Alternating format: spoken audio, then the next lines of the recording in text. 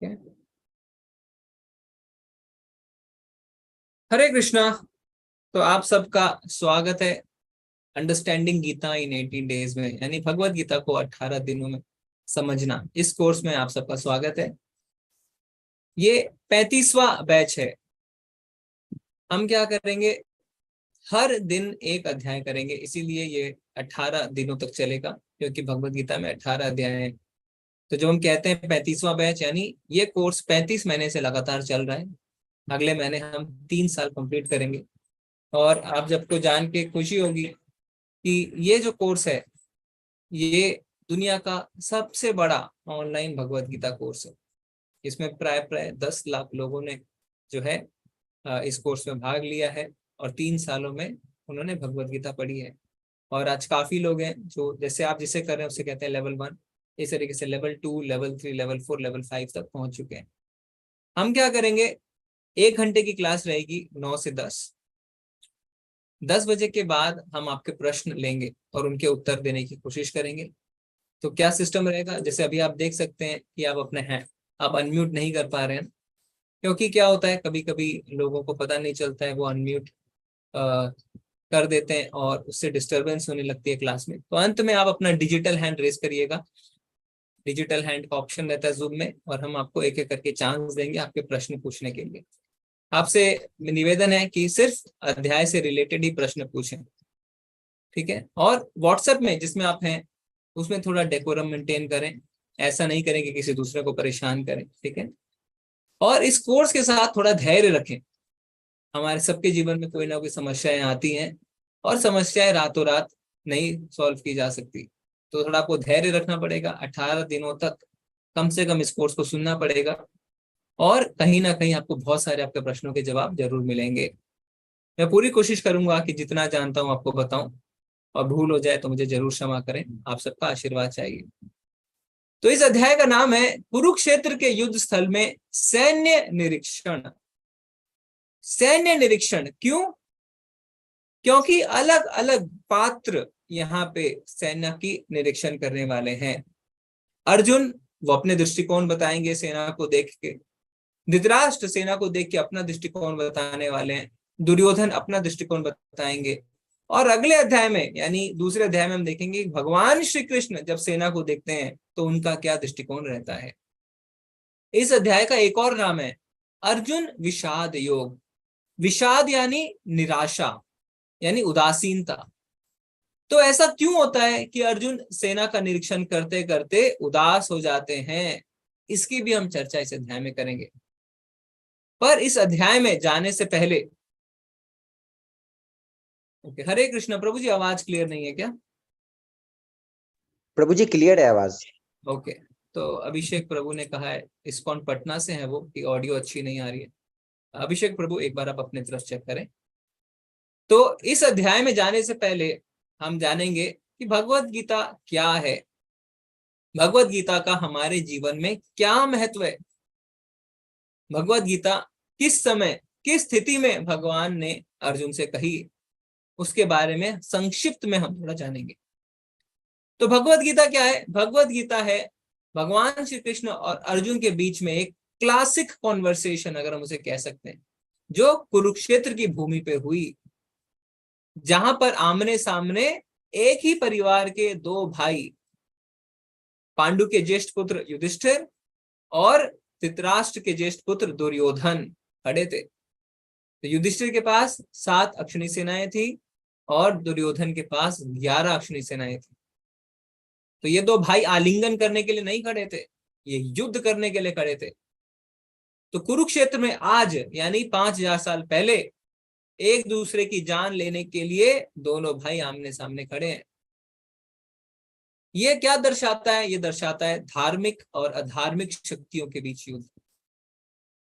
अधार्मिक शक्ति का नेतृत्व कर रहे हैं दुर्योधन, जिन्होंने धोखे से युधिष्ठिर महाराज का राज्य हड़प लिया है, और उनकी पत्नी द्रौपदी के साथ गलत व्यवहार भी किया।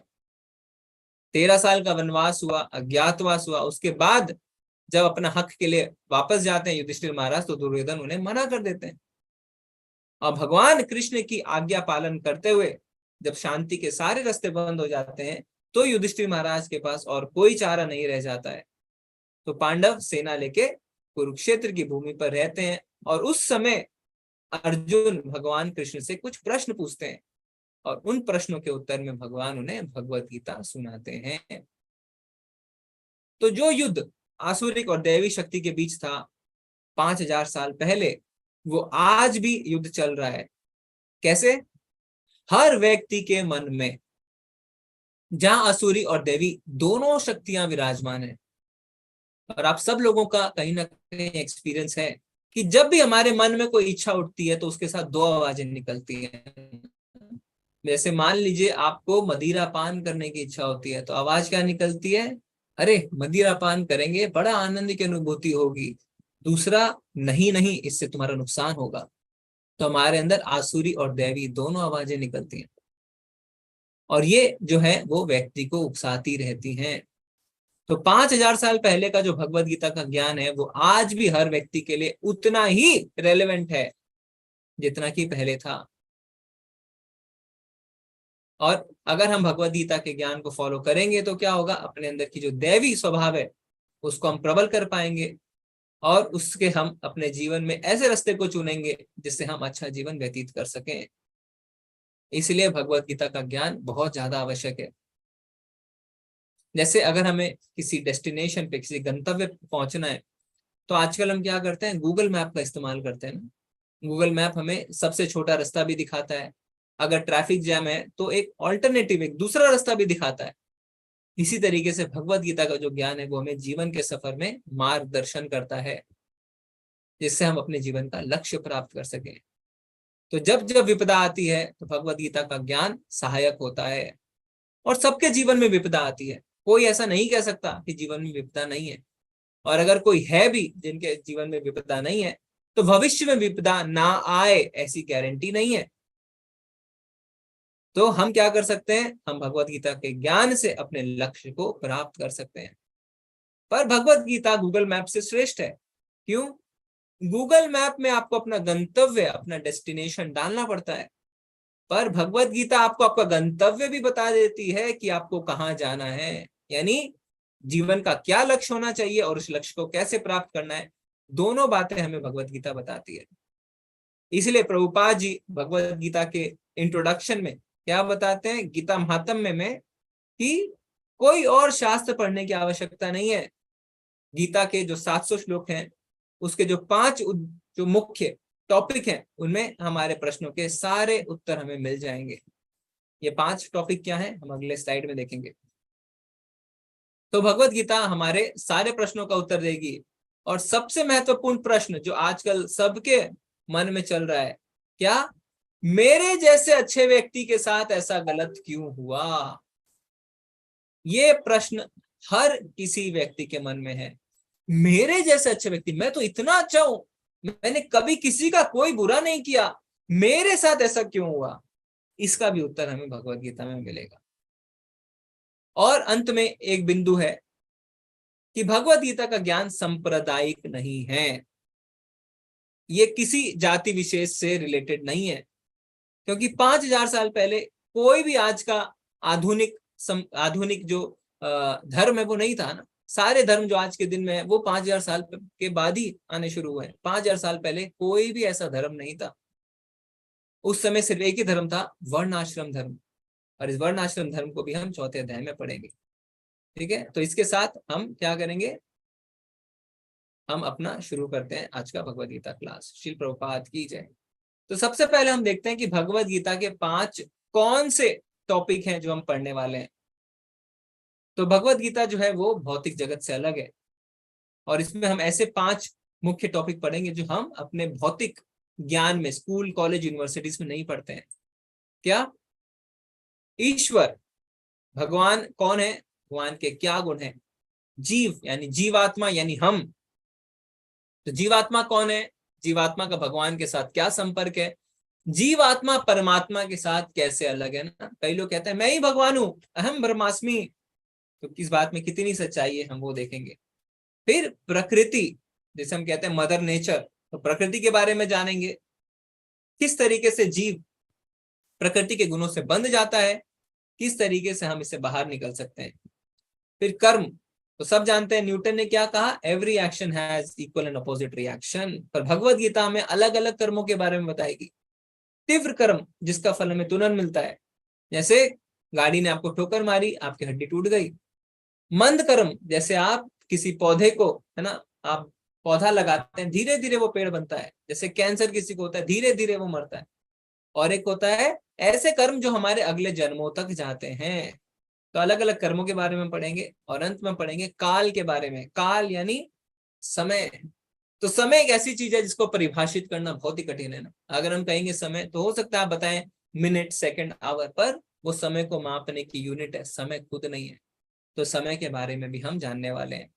ठीक है, तो ये हमारे भगवत गीता के 5 मुख्य टॉपिक हैं। 18, तो 18 एक बहुत ही शुभ अंक बोल सकते हैं, क्योंकि महाभारत में 18 पर्व हैं, भगवत गीता में 18 अध्याय हैं, 18 पुराण है। ये युद्ध भी 18 दिनों तक चला, और 18 अक्षनी सेनाएं थी, 11 कौरवों के पास और 7 पांडवों के पास। कुल भगवत गीता में 700 श्लोक हैं।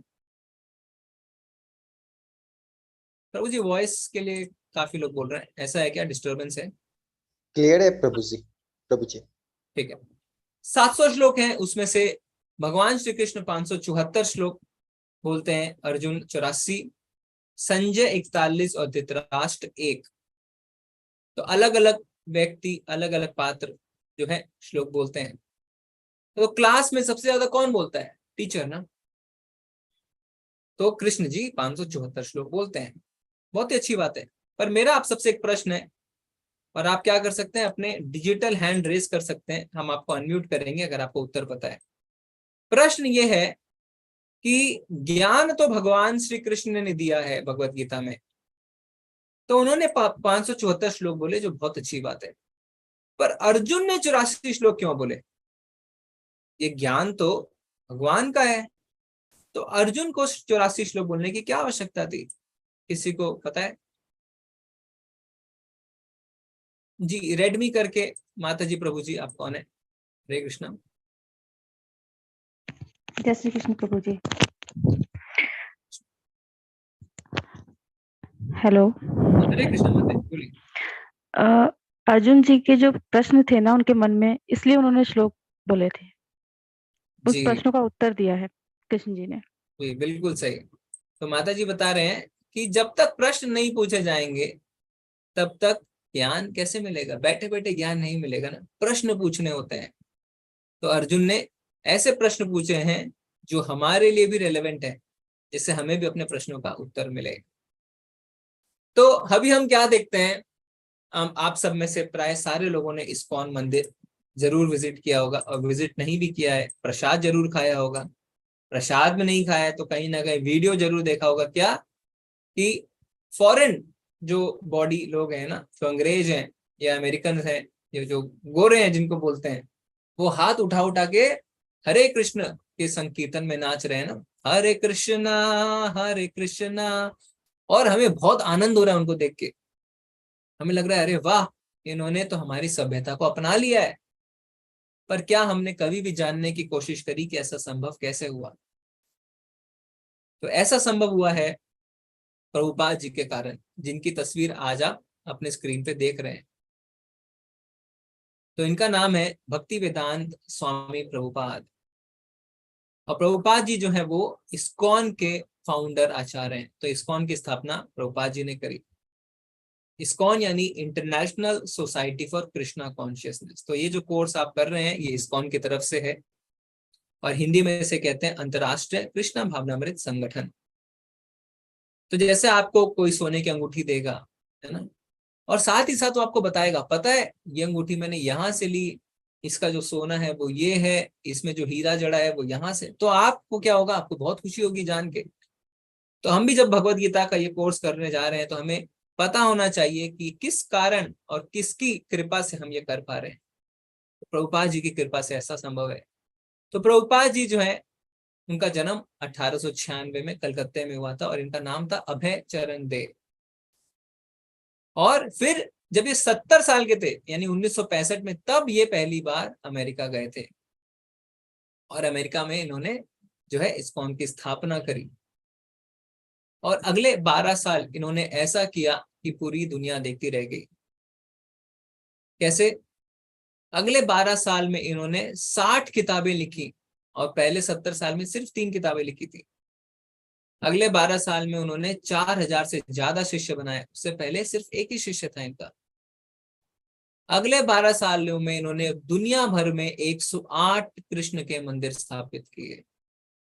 तो आप एवरेज लगाएं तो प्राय प्राय हर साल 10 मंदिर की स्थापना, यानी अगर हम मोटे मोटे रूप में देखें हर महीने एक मंदिर, इंडिया में नहीं हर जगह पूरे वर्ल्ड में इन्होंने मंदिर की स्थापना करी। और अगले 12 सालों में पूरे विश्व में अनगिनत बार ये घूमते रहे और भगवान श्री कृष्ण का प्रचार प्रसार करते रहे। और उससे पहले प्रभुपाद जी एक बार भी फॉरेन नहीं गए थे। ठीक है, तो यहाँ पे आप देख सकते हैं पहले चित्र में प्रभुपाद जी जो है वो भगवान श्री कृष्ण की रथ यात्रा निकाल रहे हैं। महज 5 साल की इनकी उम्र है। तो यहाँ बचपन से ही इनको भगवान के प्रति लगाव था। इन्होंने अपने पिता से कहा था कि मुझे भगवान के अर्थ विग्रह लाके दे, मैं उनकी पूजा करूंगा। तो रथ यात्रा इन्होंने 5 साल की उम्र में भी निकाली, इन्होंने 80 साल की उम्र में भी निकाली। बस फर्क एक ही था, 5 साल की उम्र में इन्होंने कलकत्ते की सड़कों पर रथ यात्रा निकाली और 80 साल की उम्र में अमेरिका की सड़कों पर उन्होंने रथ यात्रा निकाली। तो आज जो भगवान श्री कृष्ण का प्रचार प्रसार पूरे दुनिया भर में, और आप में से कोई ना कोई जरूर इंडिया से बाहर का होगा, और आप देखते हैं कि इस्कॉन ही है जो वहां पे भगवान श्री कृष्ण का प्रचार प्रसार कर रहा है, वो सिर्फ प्रभुपाद जी के कारण ही संभव हुआ। तो प्रभुपाद जी कलकत्ते में स्कॉटिश चर्च कॉलेज में पढ़ते थे और सुभाष चंद्र बोस इनके 1 साल सीनियर थे। सुभाष चंद्र बोस आपको सबको पता है ना, बाद में वो इंडियन नेशनल आर्मी के लीडर भी बने। और प्रभुपाद जी शुरू में गांधी जी से बहुत ज्यादा इंस्पायर्ड थे। 1920 में जब इन्होंने अपनी कॉलेज की 4थे साल की पढ़ाई पूरी करी तो उन्होंने कॉलेज से डिग्री लेने को मना कर दिया, क्योंकि उस समय गांधी जी ने कहा था कि हमें जितने भी ये फॉरेन यूनिवर्सिटीज हैं उनसे हमें डिग्री नहीं लेनी है, उनको बॉयकॉट करना है, क्योंकि ये हमारे अंदर स्लेव मेंटालिटी, नौकरशाही उत्पन्न करते हैं। फिर 1922 में क्या हुआ? 1922 में इनके एक मित्र इनसे कहते हैं कि कलकत्ते में उल्टा डांगा में एक गुरु आए हैं, एक महाराज आए हैं, उनसे मिलने चलना, एक साधु आए हैं।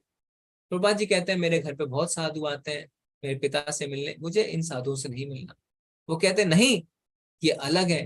तो अपने फ्रेंड जो उनको जोड़ देता है, उनका मित्र, तो वो जाते हैं उल्टा डांगा और वहां पे वो मिलते हैं एक साधु से जिनका नाम है भक्ति सिद्धांत सरस्वती ठाकुर, जो बीच वाले चित्र में आप देख सकते हैं। तो जैसे ही वो वहां पहुंचते हैं तुरंत भक्ति सिद्धांत सरस्वती ठाकुर उनसे कहते हैं कि आप सब युवक हैं, आपको अंग्रेजी भी आती है, आप क्यों नहीं भगवान श्री कृष्ण के संदेश का प्रचार प्रसार अंग्रेजी में वेस्टर्न कंट्रीज में, पाश्चात्य देशों में करते हैं। प्रभुपाद जी एकदम जो है अभय चरण दे ना, वो एकदम बिल्कुल सरप्राइज्ड कि अभी हम पहुंचे ही पहुंचे हैं और हमें ये कह रहे हैं कि आप अंग्रेजी में भगवान के नाम का प्रचार प्रसार करें। तो प्रभुपाद जी क्या कहते हैं उनको कि हमारी बात कौन मानेगा, अभी तो भारत गुलाम है। तो सब जो है दुखी है, भगवान श्री कृष्ण के मैसेज को कौन सुनेगा। अब जो भक्ति सिद्धांत सरस्वती ठाकुर उन्हें कहने वाले हैं, उनसे प्रभुपाद जी की जिंदगी बदल जाती है। क्या कहते हैं? वो कहते हैं कि सरकारें आएंगी जाएंगी, देश गुलाम होगा, देश आजाद होगा, पर भगवान श्री कृष्ण का जो संदेश है, भगवान श्री चैतन्य का जो संदेश है, वो इमरजेंसी है और उसे हमें फैलाने की आवश्यकता है, ये किसी के लिए नहीं रुक सकता। तो जब इतने बोल्डनेस के साथ भक्ति सिद्धांत सरस्वती ठाकुर प्रभुपाद जी को बात करते हैं, प्रभुपाद जी समझ जाते हैं ये कोई साधारण व्यक्ति नहीं है। फिर उसके बाद वो क्या करते हैं, वो धीरे धीरे अपने जीवन को भगवान की सेवा में लगाते हैं, भगवान के प्रचार प्रसार में लगाते हैं। और तीसरी तस्वीर में आप देख सकते हैं 1950 में उन्होंने लीग ऑफ डिवोटीज भी बनाई इसी कारण से। पर 1965 में उन्होंने फाइनली निश्चय किया 70 साल की उम्र में कि मुझे अमेरिका जाना है, क्योंकि उनके गुरु का आदेश था कि अंग्रेजी में उन्हें प्रचार प्रसार करना है पाश्चात्य देशों में। तो वो इसी शिप में, जो आप शिप अपने देख रहे हैं स्क्रीन पे, इसका नाम है जलदूत। तो 1965 में शिंदिया स्टीम नेविगेशन कंपनी, जो ये शिप के मालिक थे है ना, और उनकी मालकिन का नाम था सुमति मुरारजी। तो प्रभुपाद जी उनके पास जाते हैं और कहते हैं मुझे अमेरिका जाना है, मुझे टिकट चाहिए। और ये शिप कोई हमारी सिंगापुर के जैसे क्रूज नहीं है, ये कार्गो शिप है, मालवाहक जहाज है। तो उनको मिसेस मोरारजी कहते हैं आपकी उम्र हो चुकी है बहुत ज्यादा, आप नहीं जा सकते हैं, क्योंकि नदी सागर में ना इतने महीनों तक जाना आपकी सेहत के लिए ठीक नहीं है। पर उन्होंने कहते हैं मुझे जाना है, मेरे गुरु का आदेश है। तो इस तरीके से उनकी दृढ़ता को देख के उन्हें एक कॉम्प्लीमेंट्री टिकट दी जाती है। और प्रभुपाद जी इस शिप से अमेरिका पहुंचते हैं प्राय प्राय 50 दिनों के बाद, और उन्हें इसमें 2 बार हार्ट अटैक भी आता है। तो उन्होंने अपनी डायरी मेंटेन करी थी और उन्होंने बताया था कि मुझे 2 बार हार्ट अटैक भी आया। और इस शिप के जो कप्तान थे अरुण पांड्या, उनसे जब बाद में बातें करी गई तो उन्होंने बताया कि मेरे पूरे करियर में मैंने कभी भी अटलांटिक महासागर को इतना शांत नहीं देखा। ठीक है। तो जब प्रभुपाद जी अमेरिका पहुंचते हैं तो उनके पास मात्र 40 रुपए रहते हैं, और जो श्रीमद् भागवतम जो उन्होंने लिखी थी उसके 3 वॉल्यूम वो लेके जाते हैं अपने साथ अमेरिका। तो कैप्टन पांड्या को तो 3 वॉल्यूम देते हैं, तो उन्हें $20 मिलते हैं। तो अमेरिका की जमीन पे जब वो उतरे तो उनके पास 40 रुपए और $20 ही थे। और उसके बाद क्या किया, अमेरिका पहुंच के उन्होंने 1966 में इस्कॉन की स्थापना करी। तो हमें ये जानना है इस्कॉन की स्थापना अमेरिका में हुई, इसका अर्थ ये नहीं है कि इस्कॉन अमेरिकन संस्था है। इस्कॉन की शुरुआत अमेरिका से हुई, पर इस्कॉन हर देश में मौजूद है और हर देश स्वतंत्र रूप में काम करता है। और हर देश ही नहीं, हर मंदिर स्वतंत्र रूप में काम करता है, यानी हर मंदिर का जो डोनेशन है वो उसी मंदिर में रहता है, वो किसी दूसरे मंदिर में भी नहीं जाता। लोगों में गलत फहमी है कि इस्कॉन में तो पैसे बाहर भेज दिए जाते हैं, ये बिल्कुल गलत है। और ये हम ही नहीं कह रहे हैं, क्योंकि इनकम टैक्स वाले ना, हम चैरिटेबल ट्रस्ट हैं तो उनके भी ऐसे रूल्स नहीं है। ठीक है। तो ये चीज आप निश्चिंत रहें, हर मंदिर अपना डोनेशन खुद उठाता है, अपना खुद मंदिर चलाता है, दूसरे मंदिरों को भी पैसे ट्रांसफर नहीं होते हैं, बाहर की तो बात छोड़िए। ठीक है। तो उन्होंने प्रभुपाद जी ने स्थापना करी और इसका नाम रखा international society for Krishna consciousness. तो यहाँ पे आप देख सकते हैं दूसरे चित्र में प्रभुपाद जी अमेरिका के पार्क में बैठ के कीर्तन कर रहे हैं, और तीसरे चित्र में नीचे वो रशिया में मॉस्को में है। यहाँ पे प्रभुपाद जी जो है अब इन्होंने क्या किया, अमेरिका में पहुंचे और बहुत सारे भक्त बन गए, हिप्पियों को हैप्पी कर दिया। हिप्पी यानी जो वो व्यक्ति जो उन्होंने घर छोड़ दिया था, सारे नशा करते थे, ड्रग्स लेते थे, है ना, सड़कों पे रहते थे, उनको प्रभुपाद जी ने भक्त बना दिया भगवान का नाम सुना सुना के। तो इतने ज्यादा प्रभुपाद जी सक्सेसफुल हो गए कि अमेरिकन सरकार पूरी चौकन्नी हो गई कि जिनके कारण हम इतने दुखी थे, भारत से आए हुए एक साधु ने उनको लाइन पे लाया है और साथ ही साथ उनको भक्त बना दिया। तो बड़े बड़े जो उनसे मेयर मिलने आते थे, है ना, मिनिस्टर्स मिलने आते थे। तो यहाँ पे चित्र में जो उनसे मिलने आए हैं वो है बैरन वॉन डुरकेम, और ये जर्मन डिप्लोमेट हैं और विश्व युद्ध 1 में इनकी बहुत ज्यादा भूमिका रही है। और यहाँ पे उन्होंने एक मैगजीन शुरू करी थी, बैक टू गॉड हेड, किस तरीके से हम भगवान के धाम को वापस जा सकते हैं। और प्रभुपाद जी ने बहुत सारी किताबें लिखी। ठीक है। तो यहाँ पे आप देख सकते हैं इस्कॉन राधा गोविंदा मंदिर, श्री श्री राधा गोविंद की जय। तो इस्कॉन मंगलुरु के तरफ से आपको एक कोर्स करवाया जा रहा है। इस्कॉन मंगलुरु के ये अर्ज विग्रह हैं श्री श्री राधा गोविंद। और इस्कॉन मंगलुरु के अध्यक्ष कौन है, प्रेसिडेंट कौन है, हिज ग्रेस नामनिष्ठ दास। ठीक है। तो नामनिष्ठ प्रभु जो है वो IIT कानपुर से उन्होंने अपनी बीटेक करी, और उसके बाद उन्होंने इन्फोसिस में कुछ समय तक नौकरी करी, इन्फोसिस बैंगलोर में। फिर नौकरी करने के बाद उन्हें यह एहसास हुआ कि उन्हें भगवान की सेवा में अपने जीवन को लगाना है। तो पिछले 3 दशकों से 30 साल से वो भगवान की भक्ति कर रहे हैं, और बड़े बड़े कॉलेजेस में मैंगलोर में वो भगवत गीता का ज्ञान देते हैं, और बड़े बड़े कॉलेज के फैकल्टी भी हैं। और क्योंकि कोविड के समय में कॉलेजेस बंद हो गए थे तो उन्होंने 3 साल पहले इस कोर्स को शुरू किया, जो आज विश्व का सबसे बड़ा ऑनलाइन गीता कोर्स बन चुका है। ठीक है। तो ये हमारे पास नामनिष्ठ प्रभु की मर्सी, उनकी दया के कारण ही हम ये कोर्स कर पा रहे हैं। जो लोग गीता का ध्यान करते हैं वे हर दिन ताजा आनंद और नए अर्थ को प्राप्त करते हैं। तो महात्मा गांधी क्या कह रहे हैं कि जब हम भगवत गीता पढ़ते हैं तो हर दिन हमें एक नए आनंद की अनुभूति होती है। एल्बर्ट आइंस्टाइन क्या कहते हैं, जब मैं भगवत गीता पढ़ता हूं और महसूस करता हूं कि भगवान ने इस ब्रह्मांड को कैसे बनाया जो इतना शानदार है। तो कई लोग सोचते हैं साइंस मतलब गॉड नहीं है, ऐसा नहीं है। Little science takes us away from God, but too much of science brings us near to God. यानी जो थोड़ा विज्ञान जानते हैं वो भगवान से दूर जाते हैं, और जो ज्यादा विज्ञान जानते हैं वो भगवान के करीब आते हैं। इसे एल्बर्ट आइंस्टाइन ने कहा है कि वो भगवान की बातें कर रहे हैं कि जब मैं भगवत गीता पढ़ता हूं तो मुझे बहुत ही अच्छा लगता है। तो अब प्रश्न ये उठता है कि हम इस्कॉन की भगवत गीता क्यों पढ़ें, मार्केट में तो इतनी भगवत गीता है, किस लिए? तो इसको हम एक उदाहरण से समझते हैं। अगर आप अपने मोबाइल से डेटा ट्रांसफर करना चाहते हैं लैपटॉप में, तो क्या आप टूटी हुई तार से कर सकते हैं? नहीं कर सकते। इसी तरीके से अगर हमें कोई भी अध्यात्म का ज्ञान लेना है तो हमें एक अटूट श्रृंखला चाहिए। अटूट श्रृंखला मतलब वो गुरु शिष्य परंपरा जो भगवान श्री कृष्ण से शुरू होती हुई आपके गुरु तक आती है। तो इस्कॉन की जो श्रृंखला है, जो परंपरा है, वो प्रामाणिक है और अटूट है।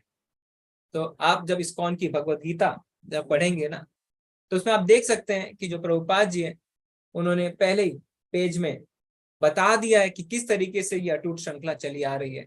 भगवान श्री कृष्ण ने ब्रह्मा जी को ज्ञान दिया, ब्रह्मा जी ने नारद मुनि को, इस तरीके से ज्ञान होता होता प्रभुपाद जी तक आया, और हर गुरु का नाम भी वहां पे अंकित है। क्योंकि अगर हम इसे अटूट श्रृंखला से नहीं पढ़ेंगे तो इसमें क्या होगा, इसमें मैनिपुलेशन होगा। लोग अपने अपने विचारों को डाल देंगे। फिर हम कोई किताब पढ़ेंगे जिसमें कहेंगे श्री कृष्ण वो तो हमारे मन है, पांडव अरे वो तो हमारी 5 इंद्रियां हैं। लोग अपने अपने मनोभाव से हमें भगवत गीता सुनाने लगेंगे, जो बिल्कुल गलत है। भगवत गीता का एज इट इज, यथारूप जैसा है वैसा, वो ज्ञान हमें एक अटूट श्रृंखला से ही मिल सकती है। गीता एक विशाल ग्रंथ है। गीता के एक व्यवस्थित अध्ययन में लगभग 1 वर्ष लगेगा। 18 दिनों में हम ऐसा नहीं कर सकते, इसलिए हम कृष्ण और अर्जुन के बीच विचारों के प्रभाव पर ध्यान केंद्रित करेंगे।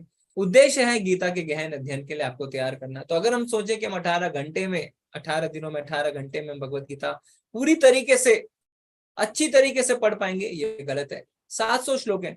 भगवान ने अर्जुन को 45 मिनट में भगवत गीता कही थी, पर हम उस लायक नहीं है कि हम समझ पाए, है ना। एक एक श्लोक को हमें समझने में समय लगेगा। तो हम इंपॉर्टेंट श्लोक हर चैप्टर के कवर करेंगे, और बाद में लेवल 1 ये है, उसके बाद हमारे मंदिर में लेवल 2, लेवल 3, लेवल 4, लेवल 5 भी होता है। आपको डिग्री भी दी जाती है, सारा फ्री ऑफ कॉस्ट है, भक्ति शास्त्री डिग्री मिलेगी आपको। और इसमें अच्छे अच्छे टीचर्स हैं जो आपको बिल्कुल डिटेल में भगवत गीता पढ़ाएंगे और दूसरी किताब भी पढ़ाएंगे, और इसमें आपको कोई खर्चा नहीं लगेगा, है ना। हो सकता है दूसरे इस्कॉन मंदिरों में कुछ फीस लगती हो, पर इस्कॉन बेंगलुरु में ये सब कुछ फ्री ऑफ कॉस्ट है। अर्जुन की माया को कृष्ण की व्यवस्था समझना चाहिए। यदि अर्जुन भ्रमित नहीं होते तो कृष्ण को भगवत गीता बोलने के लिए कोई आवश्यकता नहीं होती। अर्जुन भगवत गीता के स्पष्ट पहले श्रोता है, फिर भी भगवत गीता सभी के हित के लिए है। अभी क्या है, कई लोग बोलते हैं, एक बात बताइए, अर्जुन तो भगवान के साथ साक्षात मौजूद थे। जी हाँ, तो फिर ऐसा क्यों हुआ कि उनको बातें समझ में नहीं आ रही थी, वो मोह में पड़ गए? ऐसे सवाल क्यों कर रहे थे वो भगवान से कि भगवान को भगवत गीता बोलनी पड़ी? तो क्या भगवान किसी के पास भी यूं ही आ जाते हैं? ऐसा नहीं है। अर्जुन भगवान के बहुत बड़े भक्त हैं, शुद्ध भक्त हैं, उनके नित्य पार्षद हैं। नित्य पार्षद मतलब जब भी भगवान कोई लीला करने के लिए आते हैं तो अर्जुन साथ में आते हैं उनके, है ना। जैसे आप कोई जाते हैं कहीं ड्रामा करने तो पूरी टीम को लेके जाते हैं ना, तो भगवान जब लीलाएं करने आते हैं पूरी टीम को लेके जाते हैं। नित्य पार्षद, एसोसिएट हैं हमेशा भगवान के, परमानेंट एसोसिएट। पर ऐसा क्यों हुआ है? क्योंकि ये भगवान की एक व्यवस्था है। जैसे हम जैसे बद्ध जीव जो कलयुग में रहते हैं, जिन्हें ज्ञान की आवश्यकता है, अर्जुन के माध्यम से हमें ये ज्ञान मिल सके। और ये भगवत गीता है। भगवत गीता यानी भगवान का गीत, क्योंकि भगवान जो करते हैं वो दिव्य करते हैं। बोलते हैं तो वो गीत बन जाता है। बॉलीवुड की सॉन्ग हम सुनते हैं ना, बहुत ही अच्छा लगता है हमें बॉलीवुड का सॉन्ग सुनना, पर कुछ समय के बाद क्या होता है, हम बोर हो जाते हैं, और फिर कोई गाता है तो हम कहते हैं चुप करो। पर ये भगवान का गीत 5000 वर्षों से हम सुनते आ रहे हैं, पर हम बोर नहीं हुए। कई लोग कहते हैं, अच्छा अगर भगवत गीता इतनी आवश्यक थी तो भगवान ने सिर्फ 5000 साल पहले द्वापर के अंत में क्यों कही? तो ये गलत है। एक्चुअली में भगवत गीता का ज्ञान करोड़ों साल पुराना है। इसका हम मैथमेटिक्स भी करने वाले हैं 4थे अध्याय में, और हम देखेंगे कि किस तरीके से कम 12 करोड़ साल पहले भगवान ने इस ज्ञान को किसको दिया था? सूर्यदेव विश्वान को। और धरती पे ये 20 लाख साल पहले आ चुकी है, तो इसकी भी हम कैलकुलेशन करने वाले हैं, ठीक है। पर मेरा आप सबसे एक प्रश्न है। प्रश्न ये है कि भगवान भगवत गीता का ज्ञान दे रहे हैं। भगवत गीता हमको क्या कहते हैं? Manual of life. जैसे आप कोई रेफ्रिजरेटर खरीदते हैं ना, मैनुअल आता है, इसे ऐसे इस्तेमाल करें। तो अपने जीवन को कैसे जीना है भगवत गीता बताती है। तो भगवान ने भगवत गीता का ज्ञान युद्ध भूमि पे ही क्यों दिया? भगवान अर्जुन को बुला सकते थे, अर्जुन आ जाओ, हम लोग बैठ के फल खाएंगे और भगवत गीता का ज्ञान मैं तुमको सुनाऊंगा राजभवन में, आ जाओ मेरे महल में। पर भगवान युद्ध भूमि में, लोग लड़ने के लिए तत्पर खड़े हैं और भगवान भगवत गीता का ज्ञान दे रहे हैं। ऐसा क्यों हो रहा है कि भगवान युद्ध क्षेत्र में भगवत गीता का ज्ञान दे रहे हैं? कौन बताना चाहता है? रत्नेश प्रभु, हरे कृष्णा। हरे कृष्ण प्रभु। जी प्रभु। प्रभु भगवान ये समझाना चाहते हैं कि जहाँ पे सबसे ज्यादा डिस्टरबेंसेस है यानी युद्ध भूमि, वहां पे ये कितना मतलब इम्पोर्टेंट है ये ज्ञान।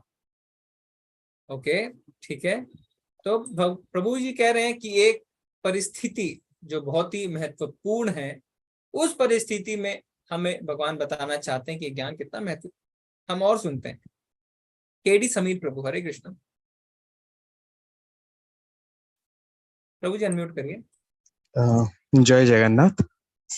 गुरु जी, एक्चुअली मुझे लगता है कि जब हम किसी भी तरह का डिफिकल्ट सिचुएशन होते हैं, यहाँ युद्ध का मतलब स्पेसिफिक युद्ध नहीं, ये हम अपने लाइफ में देखें तो ये एक डिफिकल्ट सिचुएशन को डिनोट करता है, और हमें डिफिकल्ट सिचुएशन को कैसे डील करना है यही हमें भगवत गीता सिखाता है। और हम एग्जैक्टली डिफिकल्ट सिचुएशन को कैसे हम टैकल करें, वो सोल्यूशन हम एग्जैक्टली माइंड में उसी टाइम पे ही ध्यान देते हुए सुनते हैं। तो मुझे लगता है ऐसा कि भगवान जी अर्जुन जी को युद्ध भूमि में सिखाने का मतलब ये है कि हमें जो किसी भी तरह का डिस्टर्बेंस हो या डिफिकल्ट सिचुएशन हो, उसे टैक्टफुली कैसे हैंडल करना है और उस टाइम पे हमें अनस्टेबल नहीं रहना है।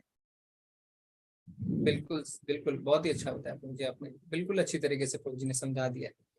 तो क्या होता है यहाँ पे चैट में भी गीतिका माता जी कह रहे हैं धर्म और अधर्म के बारे में बता के अथर्व प्रभु कह रहे हैं because he was confuse that is why he very needed to be enlightened. Okay, क्योंकि प्रभु जी वो धर्म भूमि ही मनीषा माता जी कह रहे हैं। तो प्रभु जी ने बहुत ही सुंदर तरीके से बताया समीर प्रभु ने, जिससे हमें पता चल सके कि कैसी परिस्थितियों में हमें भगवत गीता का ज्ञान अपने जीवन में उतारना है। चरम स्थितियां, एक्सट्रीम कंडीशन। मान लीजिए आप ऑफिस जा रहे हैं ना, आपको लेट हो रहा है, पीछे से आपके घर वाले कुछ कहते हैं, अरे 5 मिनट ये काम कर जाओ। आप क्या कहते हैं? मुझे ऑफिस में लेट हो रहा है, आपको पता है मैंने नाश्ता भी ठीक से नहीं किया, और आप कहते हैं 5 मिनट में काम कर जाओ, और आप डांट के उन्हें निकल जाते हैं। जैसे आप बिल्डिंग से नीचे उतरते हैं, सामने आप देखते हैं बहुत भीड़ जमी है, लड़ाइयां चल रही हैं। आप उचक उचक के देखते हैं क्या हो रहा है, और 10 मिनट तक खड़े होकर लड़ाइयां देखते रहते हैं। हाँ कि ना? नाश्ता आपने ठीक से नहीं किया, घर वालों को डांट दिया, उन्होंने 5 मिनट का काम आपको कहा, पर 10 मिनट आप खड़े होकर लड़ाइयां देख रहे हैं। क्यों? मनुष्य की प्रवृत्ति है, सारे लोगों की प्रवृत्ति है कि वो लड़ाई के प्रति आकर्षित होते हैं। तो भगवान को ये पता है। भगवान कहते हैं लड़ाई की भूमि में ही मैं इस ज्ञान को दूंगा, क्योंकि सारे विश्व का, सारे जगत का, दूसरे ब्रह्मांडों का, दूसरे ग्रहों का, दूसरे लोकों का भी ध्यान अभी महाभारत पे है। तो सारे लोग अभी महाभारत की तरफ फोकस्ड हैं, इसीलिए इस ज्ञान को सब सुन सकें, जिससे मैं ये ज्ञान यहाँ पे दे सकूं। ठीक है? तो भगवान ने इसलिए हमें ये ज्ञान कब दिया? महाभारत के युद्ध में। और अर्जुन कभी भी मोहित नहीं हो सकते थे। अर्जुन का नाम था क्या? गुड़ाकेश। गुड़ाकेश मतलब जो अज्ञानता के ऊपर जीत हासिल करता है उसे कहते हैं गुड़ाकेश। पर वो मोहित क्यों हुए? क्योंकि कृष्ण जी का नाम है ऋषिकेश। ऋषिकेश यानी जो हमारी इंद्रियों को संयमित कर सकते हैं। ठीक है? तो गुड़ाकेश को ऋषिकेश ने संयमित किया हुआ था। पर जैसे हम टीवी पे देखते हैं ना, एक रिपोर्टर प्रश्न पूछता है, तो वो अपने लिए प्रश्न नहीं पूछता है, वो पब्लिक के लिए प्रश्न पूछता है। इसी तरीके से अर्जुन के जो प्रश्न है वो हमारे लिए हैं। ठीक है? तो गीता के रहस्यवाद की यात्रा में आप सबका फिर से स्वागत है। हम कुछ महात्म्य पढ़ेंगे जिससे हमें गीता के ज्ञान के बारे में पता चले। तो श्री आदि शंकराचार्य द्वारा वर्णित श्रीमद् भगवद गीता की महिमा। गीता शास्त्रमिदं पुण्यम या पठेत प्रयतः पुमान् विष्णुपादम वापनोति भय शोकादि वर्जितः। भगवद गीता दिव्य साहित्य है। जो इसे ध्यान पूर्वक पढ़ता है और इसके उपदेशों का पालन करता है वह भगवान विष्णु का आश्रय प्राप्त करता है। जो कि समस्त भय तथा चिंताओं से मुक्त है। तो भगवत गीता जब हम पढ़ेंगे ध्यान पूर्वक तो हमारी जितनी एंग्जाइटी है, जितने फियर हैं, सारे के सारे दूर होने वाले हैं ना। मैक्सिमम लोगों को लगता है अरे मन में इतनी घबराहट है, भगवत गीता पढ़ो। तो भगवत गीता पढ़ने से ऐसा होता है, और आदि शंकराचार्य खुद ही बता रहे हैं। सर्वोपनिषदि गावो दुग्धा गोपाल नंदना पार्थो वत्स सुधी भोक्ता दुग्धम गीता अमृतम महत। यह गीता उपनिषद भगवत गीता जो समस्त उपनिषदों का सार है, गाय के तुल्य है और ग्वाल बाल के रूप में विख्यात भगवान कृष्ण यह गाय को धू रहे हैं। अर्जुन बछड़े के समान है और सारे विद्वान तथा शुद्ध भक्त भगवत गीता के अमृतमय दूध का पान कर रहे हैं। तो बहुत ही सुंदर यहाँ पे जो है आदि शंकराचार्य जी ने तुलना करी है कि गाय के समान है ये हमारे वेद और उपनिषद, और दूध है भगवत गीता। तो वेद और उपनिषद को धूते हैं, गाय को धूते हैं तो भगवत गीता निकलती है। तो सारे वेदों का ये सारांश है, ये सार है। और बछड़ा जिसको देख के कि गाय दूध देती है वो अर्जुन है, पर ये दूध सिर्फ बछड़े के लिए नहीं है, ये सबके लिए है। तो अर्जुन के साथ साथ ये दूध सबके लिए बना है। अर्जुन विसर्ग योग अब हम शुरुआत करते हैं। तो पहले अध्याय का पहला श्लोक। धृतराष्ट्रवाचा धर्म क्षेत्रे कुरुक्षेत्रे संवेतायुयुत्सवा मामका पांडवश्चैव किम कुर्वत संजया। धृतराष्ट्र ने कहा, हे संजय, धर्म भूमि कुरुक्षेत्र में युद्ध की इच्छा से एकत्र हुए मेरे तथा पांडु के पुत्रों ने क्या किया। तो सबसे पहले आप इस श्लोका को नोट कर लीजिए, श्लोका ऑफ द डे। हम क्या करेंगे, हर दिन पहले जो अध्याय हम पढ़ रहे हैं उसमें हम एक श्लोका ऑफ द डे बनाएंगे, और अगले दिन आप उस श्लोका का अभ्यास करके आ सकते हैं। और क्लास शुरू होते ही हम कुछ लोगों को मौका देंगे उस श्लोक का पठन करने के लिए। तो इससे क्या होगा, 18 दिनों में आप 18 श्लोक का पठन करना सीख जाएंगे। आप देख के भी पठन कर सकते हैं, अगर आप कंठस्थ करके आते हैं तो आप सुना भी सकते हैं। तो आज का श्लोक ऑफ द डे है 1.1। तो यहाँ पे क्या हुआ, यहाँ पे धृतराष्ट्र इस अध्याय की शुरुआत करते हैं। तो धृतराष्ट्र कौन है, हम सबको पता है, कौरवों के पिता। और पांडव कौन है, पांडु के पुत्र। और आपस में धृतराष्ट्र और पांडु भाई हैं। तो हमने पढ़ा ऑलरेडी कि युद्ध शुरू होने से पहले भगवान जो है वो समझौते के लिए जाते हैं कि चलो एक काम करो, पांडवों को 5 गांव ही दे दो। पर वो क्या कहते हैं, 5 गांव, हम सुई की नोक भर जमीन भी नहीं देंगे। तो इसके कारण अब युद्ध होता है। संजय कौन है, संजय है धृतराष्ट्र के सचिव। तो वो महल में बैठे बैठे कैसे देख पाते हैं कि महाभारत के भूमि पे क्या हो रहा है, कुरुक्षेत्र की भूमि पे क्या हो रहा है, क्योंकि उनको व्यासदेव जी ने दिव्य दृष्टि दी है। तो पहले व्यासदेव जी ने धृतराष्ट्र को कहा था कि आप दिव्य दृष्टि ले लीजिए, पर उन्होंने मना कर दिया। उन्होंने कहा मैंने अभी तक किसी को नहीं देखा, अब मैं क्या देख पाऊंगा, मैं जान ही नहीं पाऊंगा कौन कौन है। तो आप सचिव, मेरे सचिव को, संजय को दिव्य दृष्टि दीजिए। अब कई लोग कहते हैं कि महाभारत में इतने पात्र हैं, पर सबसे पहला श्लोक धृतराष्ट्र ने ही क्यों कहा, ये हमारे लिए जानना आवश्यक है, जिससे हमें धृतराष्ट्र की मनोवृत्ति के बारे में पता चल सके। धृतराष्ट्र क्या कह रहे हैं, माम का पांडवश्चैव किम कुर्वत संजया, मेरे और पांडु के पुत्रों ने क्या किया। अगर आपके चाचा या आपके ताऊजी किसी से कहते हैं मेरे और मेरे छोटे भाई, यानी उसका नाम लेके उसके पुत्रों ने क्या किया, तो आपको क्या लगेगा, क्या मैं आपका पुत्र नहीं हूं। तो जब पांडु की मृत्यु हो गई तो पांडव भी धृतराष्ट्र के पुत्र के समान ही थे, पर धृतराष्ट्र ने कभी भी उन्हें अपना पुत्र नहीं माना। वो कह रहे हैं मेरे और पांडु के पुत्रों ने क्या किया। तो दुनिया में जितने गलत काम होते हैं उनका जड़ क्या होता है, मैं और मेरा। ऐसे रावण है ना, सीता मेरी है, बाली और सुग्रीव, ये राज्य मेरा है, सारे काम मैं और मेरा। तो कुरु जो वंश था, पांडव भी कुरु थे, पर धृतराष्ट्र उन्हें क्या कह के पुकारते हैं, पांडु के पुत्र। तो हमें क्या करना है, मैं और मेरा छोड़ो, अपना दृष्टिकोण को बदलो। तो यहाँ पे हमें धृतराष्ट्र के मानसिकता के बारे में पता चल रहा है। और क्या लिखा है, धर्म क्षेत्र कुरुक्षेत्र। तो धृतराष्ट्र कुरुक्षेत्र को धर्म क्षेत्र कह रहे हैं। क्यों, क्योंकि कुरुक्षेत्र एक तीर्थ है। क्यों तीर्थ है, क्योंकि कुरु के वंशजों ने यहाँ पे बहुत कड़ी तपस्या करी है और पुण्य कार्यों का प्रभाव पड़ने लगता है। जैसे आप किसी मैदान में जाते हैं तो आपको खेलने की इच्छा होने लगती है ना, स्कूल जाते हैं तो पढ़ने की इच्छा होती है, मंदिर जाते हैं तो भजन करने की इच्छा होती है, तो किसी पुण्य स्थल में उस स्थान के महत्व का फर्क पड़ता है, उसका प्रभाव पड़ता है। और जो गलत काम करता है उसके मन में हमेशा डर रहता है। तो धृतराष्ट्र के मन में क्या डर था कि इस धर्म क्षेत्र का प्रभाव कहीं उसके पुत्रों पे ना पड़ जाए, क्योंकि कहीं ना कहीं उसे पता था कि वो धर्म के साथ नहीं है। और धर्म क्षेत्र का एक और अर्थ है कि जहां धर्म फैलने वाला है। तो इस पहले श्लोक से हमें पता चलता है धृतराष्ट्र की मानसिकता के बारे में। महाभारत में वर्णित धृतराष्ट्र तथा संजय की वार्ताएं इस महान दर्शन के मूल सिद्धांत का कार्य करती हैं। माना जाता है कि इस दर्शन की प्रस्तुति कुरुक्षेत्र के युद्ध स्थल में हुई, जो वैदिक युग से पवित्र तीर्थस्थल रहा है। इसका प्रवचन भगवान द्वारा मानव जाति के पथ प्रदर्शन हेतु तब किया गया जब वे इस लोक में स्वयं उपस्थित थे। तो धृतराष्ट्र और संजय के बीच में जो वार्ता होने वाली है, आगे हम देखेंगे, वो बहुत ही आवश्यक है हमारे लिए। और ये स्थान जो है वो तीर्थ स्थल खुद है, क्योंकि यहाँ पे भगवान खुद मौजूद थे, भगवान श्री कृष्ण खुद मौजूद थे। तो अब संजय क्या कहते हैं, तो धृतराष्ट्र ने प्रश्न पूछा, माम का पांडवश्चैव किम अकुर्वत संजय, कि वो क्या कर रहे हैं संजय, बताओ।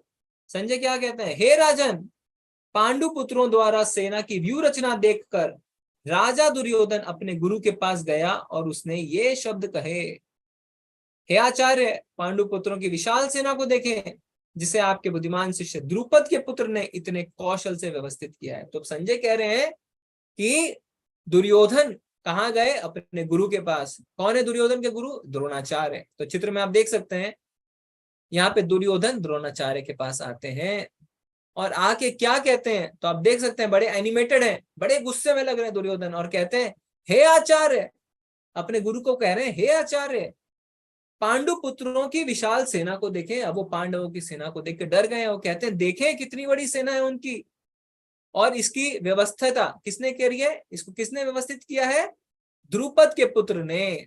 तो इसमें क्या स्टोरी छुपी हुई है, तो धृष्टद्युम्न जो है वो द्रुपद के पुत्र हैं, और धृष्टद्युम्न जो थे उन्होंने पांडवों की सेना को व्यवस्थित किया था, और बहुत ही कुशलता के साथ किया, इतनी कुशलता कि दुर्योधन डर गए हैं और कह के अपने गुरु के पास आते हैं। और आप देख सकते हैं गुरु से कितनी उत्तेजित वाणी में बात करते हैं। तो अब क्या था, धृष्टद्युम्न जो थे वो द्रुपद के पुत्र थे। द्रुपद कौन है, द्रुपद जो है वो द्रोणाचार्य के मित्र थे। तो स्टोरी बहुत लंबी है, मैं शॉर्ट में बताऊंगा। पर एक बार क्या होता है, किसी बात पे उनके बीच में लड़ाइयां हो जाती है। लड़ाई हो जाती है तो द्रुपद एक यज्ञ करते हैं और कहते हैं कि इस यज्ञ से मुझे एक पुत्र की प्राप्ति हो और उस पुत्र से मैं द्रोणाचार्य का वध करूंगा। तो द्रुपद एक यज्ञ करते हैं और उससे उनको धृष्टद्युम्न की प्राप्ति होती है। और धृष्टद्युम्न जो है वो अब द्रोणाचार्य का वध करना था उनको भविष्य में। पर फिर भी धृष्टद्युम्न जो है वो द्रोणाचार्य के पास आते हैं, उनसे शिक्षा लेते हैं।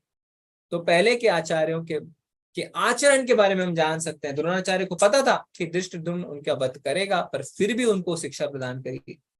इसी कमजोरी को इंगित करते हुए जो है दुर्योधन उन्हें ताना मार रहे हैं कि द्रुपद के पुत्र ने, जिनको आपने ही ट्रेन किया है, आपको क्या जरूरत थी उन्हें ट्रेन करने की।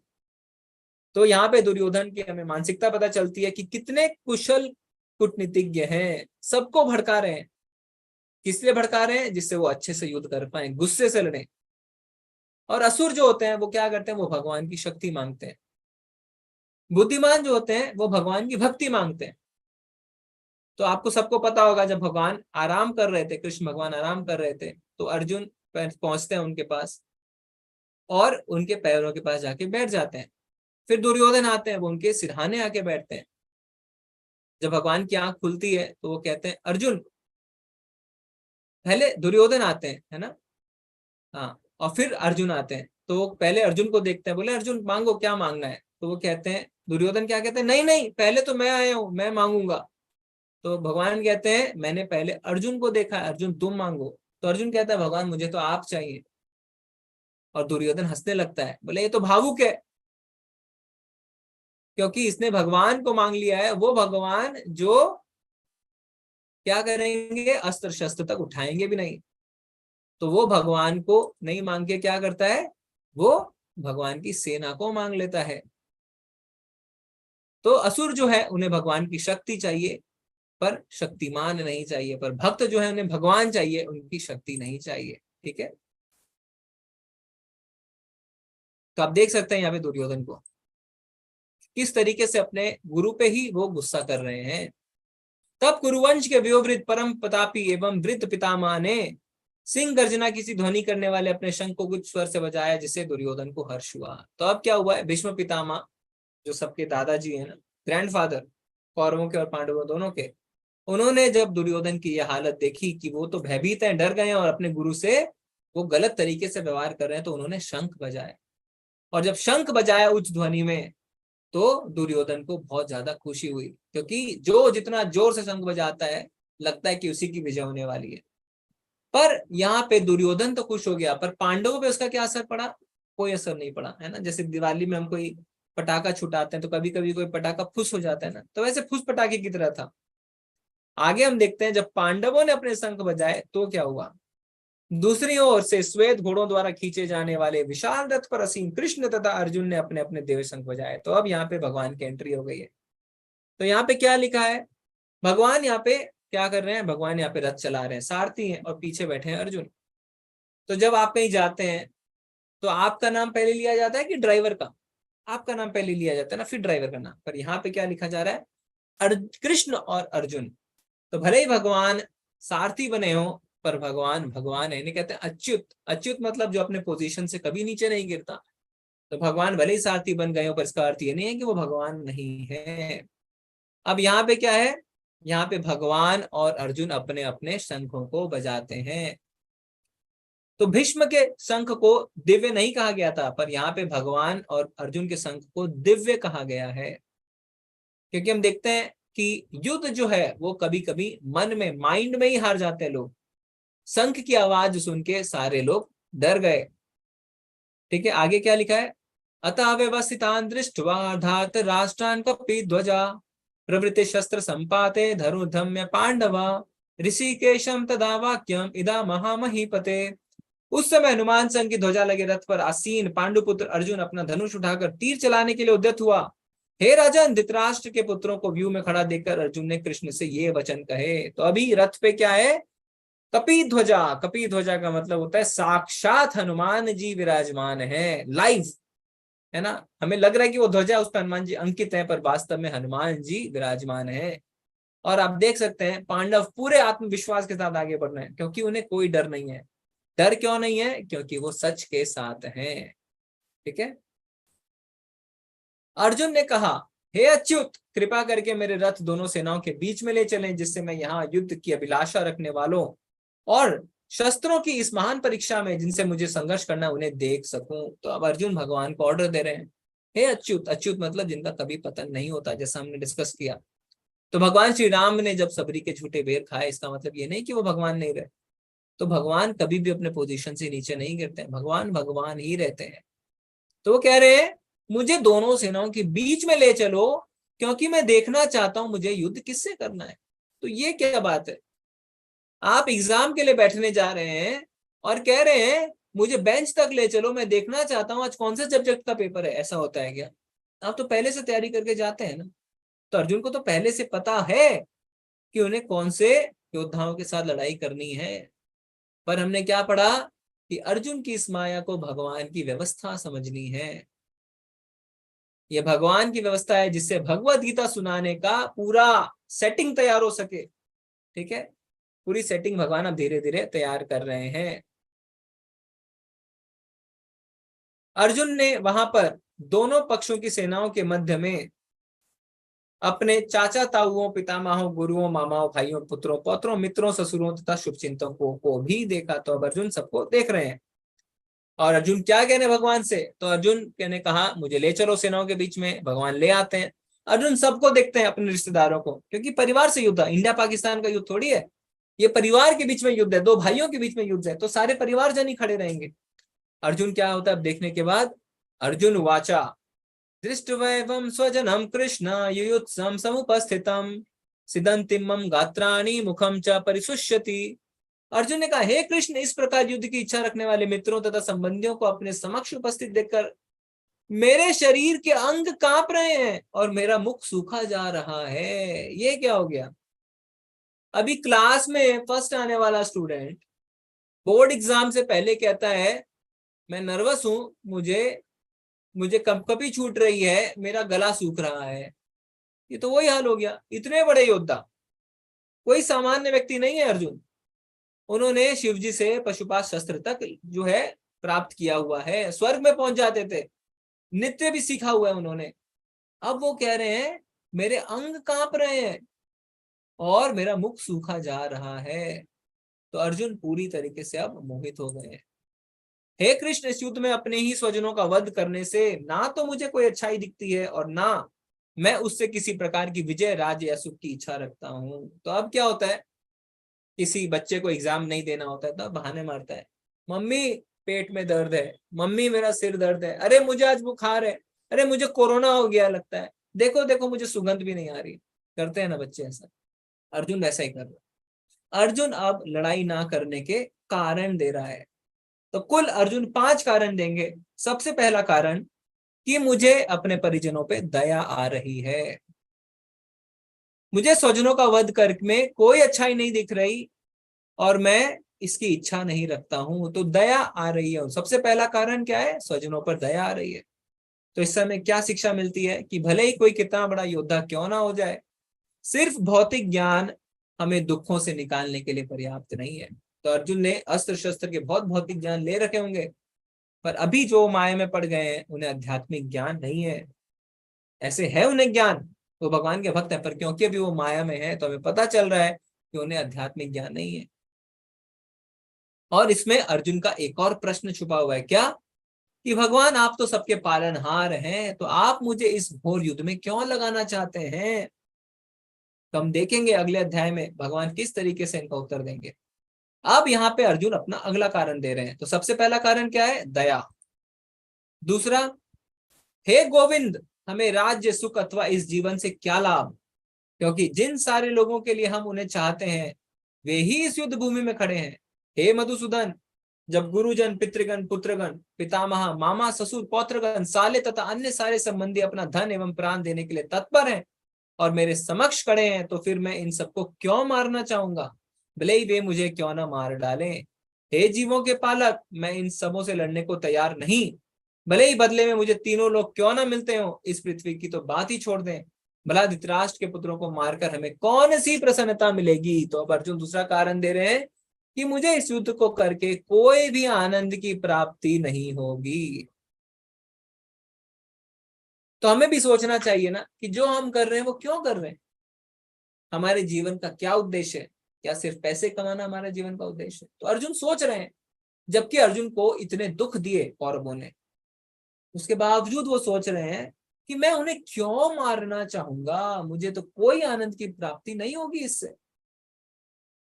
ठीक है, तो दूसरा कारण भी मिला और साथ ही साथ हमें कुछ शिक्षा भी मिली। अब अर्जुन देंगे तीसरा कारण।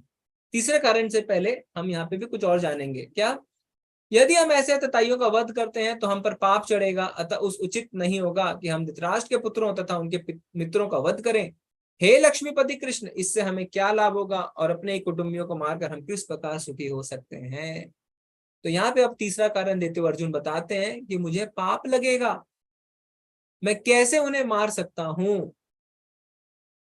और उन्हें लक्ष्मीपति कह के बुला रहे हैं। लक्ष्मीपति यानी लक्ष्मी यानी गॉडेस ऑफ फॉर्च्यून, भाग्य की देवी, और उनको पति कह के बुला रहे हैं, लक्ष्मीपति। तो कह रहे हैं आप तो लक्ष्मी के पति हैं, आप तो सबको सौभाग्य देने वाले हैं, तो कैसे मैं इनको मारूं, क्योंकि इनको मारते ही मुझे पाप चढ़ जाएगा। तो ये तीसरा कारण है कि पाप चढ़ेगा। पर इसमें हम एक और चीज पढ़ते हैं, क्या, वैदिक आदेश अनुसार आतताई 6 प्रकार के होते हैं। तो यहाँ पे अर्जुन कहते हैं कि इन आतताइयों को मारने से पाप चढ़ेगा, पर वेद क्या कहते हैं, वेद कहते हैं कि 6 प्रकार के आतताइयों को मारने से कोई पाप नहीं चढ़ता। कौन कौन से, विष देने वाले, घर में अग्नि लगाने वाले, घातक हथियार से आक्रमण करने वाले, धन लूटने वाले, दूसरों की भूमि हड़पने वाले तथा पराई स्त्री का अपहरण करने वाले। तो ऐसे जो 6 आतताई होते हैं, वेद कहते हैं उनके वध से कोई पाप नहीं लगता। तो हम देखते हैं कि कौरवों ने तो पांडवों के खिलाफ सबका सब किया ना, विष दे के मारना भी चाहा, घर में जब वो लक्षगृह में थे तो आग भी लगाई, हथियार से आक्रमण भी किया, धन भी लूट लिया, सारा साम्राज्य लूट लिया, भूमि हड़प ली, और पराई स्त्री का अपहरण उन्होंने द्रौपदी के साथ दुर्व्यवहार भी किया और उनके एक मित्र ने उसका अपहरण करने की कोशिश भी करी थी। तो 3 कारण मिल चुके हैं। पहला, अर्जुन कहते हैं कि मुझे दया आ रही है। दूसरा, वो कहते हैं कि क्या मुझे पाप का भागीदार बनना पड़ेगा। तीसरा, कहते हैं कि मुझे कोई भी आनंद की प्राप्ति नहीं होगी। अब चौथा कारण, कुल का नाश होने पर सनातन कुल परंपरा नष्ट हो जाती है और इस तरह शेष कुल भी अधर्म में प्रवृत्त हो जाता है। हे कृष्ण, जब कुल में अधर्म प्रमुख हो जाता है तो कुल की स्त्रियां दूषित हो जाती हैं और अस्तित्व के पतन से हे विष्णुवंशी अवांछित संतानें उत्पन्न होती है। तो वो कह रहे हैं भगवान, जब युद्ध होगा, सारे के सारे लोग मारे जाएंगे, तो क्या होगा? सारे कुल का विनाश हो जाएगा, सारे पुरुष मारे जाएंगे। और जब पुरुष मारे जाएंगे तो क्या होगा? जो स्त्रियां हैं वो दूषित हो जाएंगी। क्यों? क्योंकि स्त्रियां हमेशा कोमल होती है ना, वो आश्रित रहती हैं शादी से पहले अपने पिता पे, फिर उसके बाद अपने पति पे और उसके बाद अपने पुत्र पे। तो जब सारे पुरुष मारे जाएंगे तो कई लोग उनका फायदा उठाएंगे, और जब स्त्रियां दूषित हो जाएंगी तो क्या होगा? अवांछित संतानें उत्पन्न होंगी। तो परंपरा, जो कुल परंपरा है, वो नष्ट हो जाएगी। तो ये अर्जुन ने चौथा कारण दिया कि कुल परंपरा नष्ट हो जाएगी। हाँ, तो अभी क्या बताते हैं अर्जुन? संकरो नारकाये वा कुलज्ञानम कुलस्य च पतन्ति पित्रो येषाम लुप्त पिंडो उदक्रिया। अवांछित संतानों की वृद्धि से निश्चित ही परिवार के लिए तथा पारिवारिक परंपरा को विनिष्ट करने वालों के लिए नारकीय जीवन उत्पन्न होगा। ऐसे पतित कुलों के पुरख यानी पितर लोग गिर जाते हैं, क्योंकि उन्हें जल तथा पिंड देने, दान देने की क्रियाएं समाप्त हो जाती है। तो अर्जुन कह रहे हैं कि जो पारिवारिक परंपराएं नष्ट होंगी, वो सिर्फ इस लोक में नहीं, दूसरे लोक तो तक में दुख फैल जाएगा, पितृलोक में भी दुख फैल जाएगा।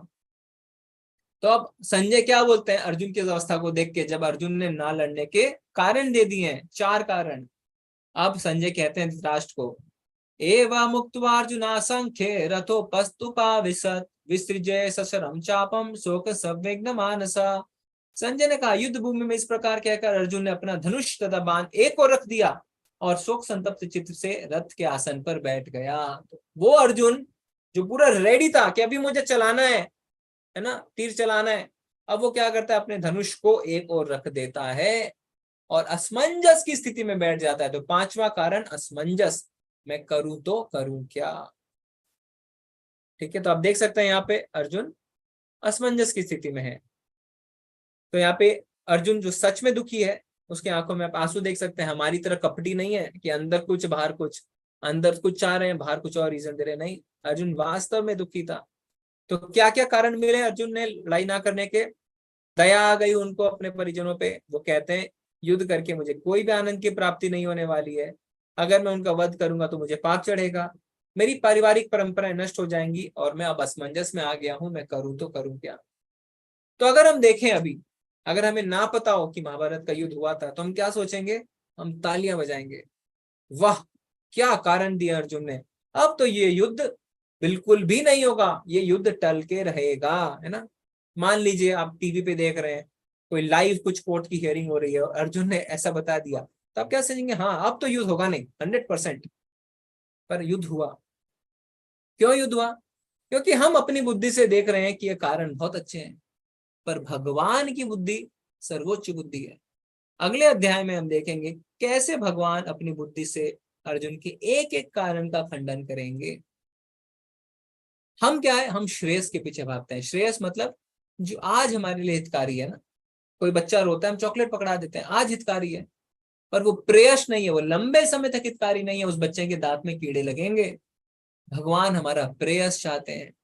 तो भगवान हमारा प्रेयस चाहते हुए अगले अध्याय में अर्जुन के कारणों का किस तरीके से खंडन करेंगे वो हम देखेंगे। और साथ ही साथ आप भी सोचिए कल की क्लास होने तक कि क्या कारण भगवान ने दिए होंगे, क्योंकि महाभारत का युद्ध तो हुआ था और भगवान तानाशाह नहीं है। भगवान समझाएंगे कि क्यों एक एक करके तुमने गलत कारण दिए। ऐसा नहीं कहेंगे अच्छा ठीक है हो गया चलो युद्ध करो, मैं बोल रहा हूँ मैं भगवान हूं। नहीं, अगर भगवान को ऐसा करना होता तो भगवत गीता शुरू ही नहीं करते, तुरंत कहते मैं भगवान हूं तुम मेरे शिष्य हो चलो युद्ध करो। नहीं, 18 अध्याय में भगवान ने ज्ञान दिया, क्योंकि भगवान पूरी तरीके से कन्विंस करना चाहते हैं कि क्या सही और क्या गलत।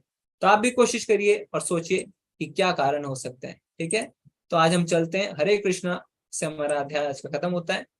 बहुत बहुत धन्यवाद अंत तक बने रहने के लिए। अगर आपके कोई अब प्रश्न है तो आप अपना हैंड रेज करिए, डिजिटल हैंड। हम एक एक करके आपको मौका देंगे और आपके प्रश्नों का उत्तर लेंगे। हरे कृष्णा सुमित प्रभु जी।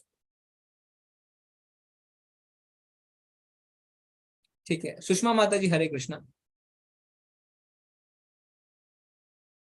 माता जी अनम्यूट करिए, और आपका कोई प्रश्न है तो पूछ सकते हैं। आप चैट में भी लिख सकते हैं अगर आपके कोई प्रश्न है, हम देखेंगे। सुषमा माता जी अनम्यूट करिए, देखिए आपके स्क्रीन पे एक ऑप्शन आ रहा होगा अनम्यूट करने का। सुषमा गुप्ता माता जी। राधे राधे गुरुजी। हरे कृष्णा माता जी। हरे कृष्णा। गुरुजी आज का सेशन बहुत अच्छा लगा। कई सारे डाउट्स, जैसे कि पहला प्रश्न धृतराष्ट्र जी का क्यों था, ये प्रश्न बहुत मन में कई बार उठता था, लेकिन इसका जवाब नहीं पता था एज सच, बट आज उस चीज का जवाब मिल गया। साथ ही साथ गुरुजी ये अभी 18 दिन सेशन जैसे चलेंगे, इसके बाद नेक्स्ट भी आप इसके पीछे पीछे ही शुरू कर देंगे नेक्स्ट लेवल? हाँ हाँ, उसका नेक्स्ट लेवल भी 18 दिनों बाद हम शुरू कर देंगे। थोड़ा 1 हफ्ते या 2 हफ्ते का गैप रहेगा, फिर शुरू हो जाएगा। जी। राधे राधे गुरुजी। बस यही अरे कुछ था। धन्यवाद माता जी। तो माता जी को ऑलरेडी प्रश्नों के जवाब मिलने शुरू हो गए हैं। राकेश प्रभु हरे कृष्णा।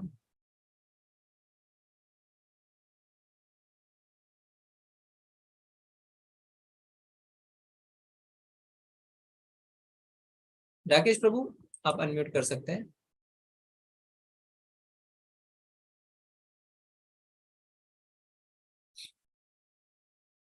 ठीक है, सूरज कुमार सिंह प्रभु हरे कृष्णा। अनम्यूट करिए, देखिए आपकी स्क्रीन पे अनम्यूट का ऑप्शन आ रहा होगा। सूरज कुमार सिंह।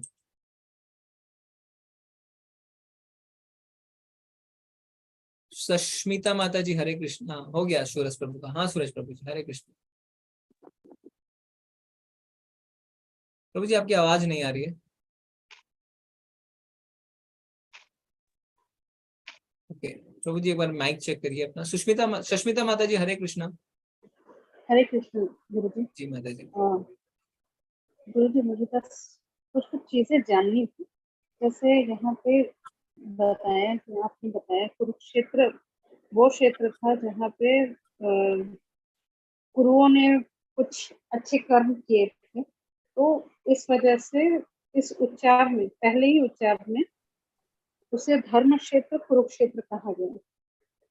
पर ऐसा मतलब कौन सा अच्छा चीज था जो वहां पे हुआ था, मुझे वो जानना है। हाँ, तो उसमें माता जी जो कुरु डायनेस्टी, जो कुरु थे, उनके पूर्वजों ने यहाँ पे तपस्या करी थी, बहुत सारे पूर्वजों ने। और जिस स्थल पे तपस्या की जाती है वो स्थान पवित्र हो जाता है। तो आचार्य अपनी टीका में 2 कारण बताते हैं धर्म क्षेत्र का। पहला ये, और दूसरा क्योंकि यहाँ पे धर्म फैलने वाला है, इसीलिए धर्म क्षेत्र कहा गया है। क्योंकि भगवान कृष्ण जहाँ पे है वहां पे धर्म तो फैलेगी, धर्म की स्थापना होने वाली थी। क्योंकि भगवान कहते भी है ना, धर्म संस्थापना आता है संभवामि युगे युगे, कि धर्म की स्थापना करने के लिए मैं आता हूँ। तो भगवान इस क्षेत्र में अभी इस स्थल पे धर्म की स्थापना करने वाले थे, इसीलिए भी इसे धर्म क्षेत्र कहा जाता है। ठीक है। एक और प्रश्न है गुरुजी। अच्युत का क्या मतलब है? अच्युत तो हमने बताया ना प्रेजेंटेशन में। अच्युत मतलब सर हाँ, जो अपने पद से नहीं गिरता, जो च्युत नहीं है। भगवान सारथी बन गए, इसका अर्थ ये नहीं कि भगवान अपनी पोजीशन से गिर गए, वो फिर भी भगवान है। जैसे हमने उदाहरण दिया ना, राम जी ने सबरी के झूठे बेर खाए, तो इसका अर्थ यह है कि वो भगवान नहीं रहे। ग्वाल बालों का झूठा खाते हैं, इसका अर्थ ये थोड़ी है कि वो भगवान नहीं रहे। भगवान भगवान ही रहते हैं, तो उसे कहते हैं अच्युत। जो सारथी बन के भी, अपने भक्तों की सेवा करके भी भगवान बने रहते हैं। जैसे कोई जज है ना, कोई जज अपने कोर्ट में जीवन मृत्यु के फैसले सुनाता है, पर घर पे आता है तो उसके बच्चे उसके कंधे पे चढ़ के खेलते हैं। इसका अर्थ ये थोड़ी है कि वो जज नहीं रहा। ठीक है, अच्युत जी। धन्यवाद। हरे कृष्णा। ठीक है, चैट से थोड़े से देखते हैं। अच्छा, भूमिका माता जी को काफी अच्छा लगा सेशन। ठीक है, जूम रिकॉर्डिंग ये मिल जाएगी आप सबको, प्रभु जी आपके ग्रुप में डाल देंगे क्योंकि रिकॉर्डिंग चल रही है। ओके, लड़ाई के मैदान में ये लोग कैसे पहुंचे वो नहीं बताया आपने। तो लड़ाई के मैदान में सारे लोग पहुंचे हैं ना प्रभु जी, वो तो सारे सारे अपने अपने राज्य से आए हैं। हम यहाँ पे महाभारत डिस्कस नहीं कर रहे हैं, हम यहाँ पे भगवत गीता डिस्कस कर रहे हैं। तो जितना हमें, क्योंकि महाभारत में तो बहुत सारी डिस्कशन हम कर सकते हैं, हर एक पात्र को लेके कितने डिस्कशन हो सकते हैं। जूम यूजर करके उनको अच्छा लगा, नवीन प्रभु को अच्छा लगा। गव्य माता जी कह रहे हैं उनकी 7 साल की बिटिया ने भी ज्वाइन किया है। और वो श्लोका पढ़ना चाहते हैं। तो अभी आप 1.1 को तैयार करिए माता जी, एक एक करके हम उसको प्रैक्टिस करेंगे, ठीक है।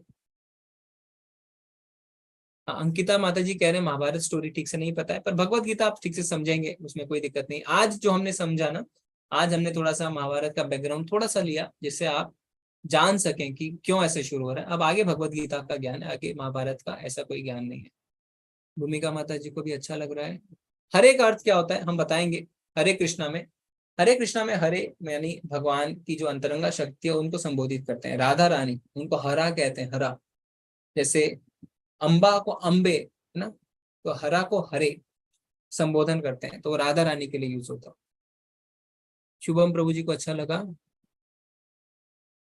बोला जाता है कि भगवान की मर्जी के बिना पत्ता भी नहीं हिलता, तो हम जो कार्य करते हैं वो भी तो उनकी मर्जी से ही होता है। हाँ बिल्कुल माता जी, इस पे हम आगे और चर्चा करेंगे। ये टॉपिक जो है कि ऐसा क्यों होता है, इसमें आगे जब चीजें आएंगी ना, इसको हम डिटेल में जानेंगे। ये अच्छा टॉपिक है।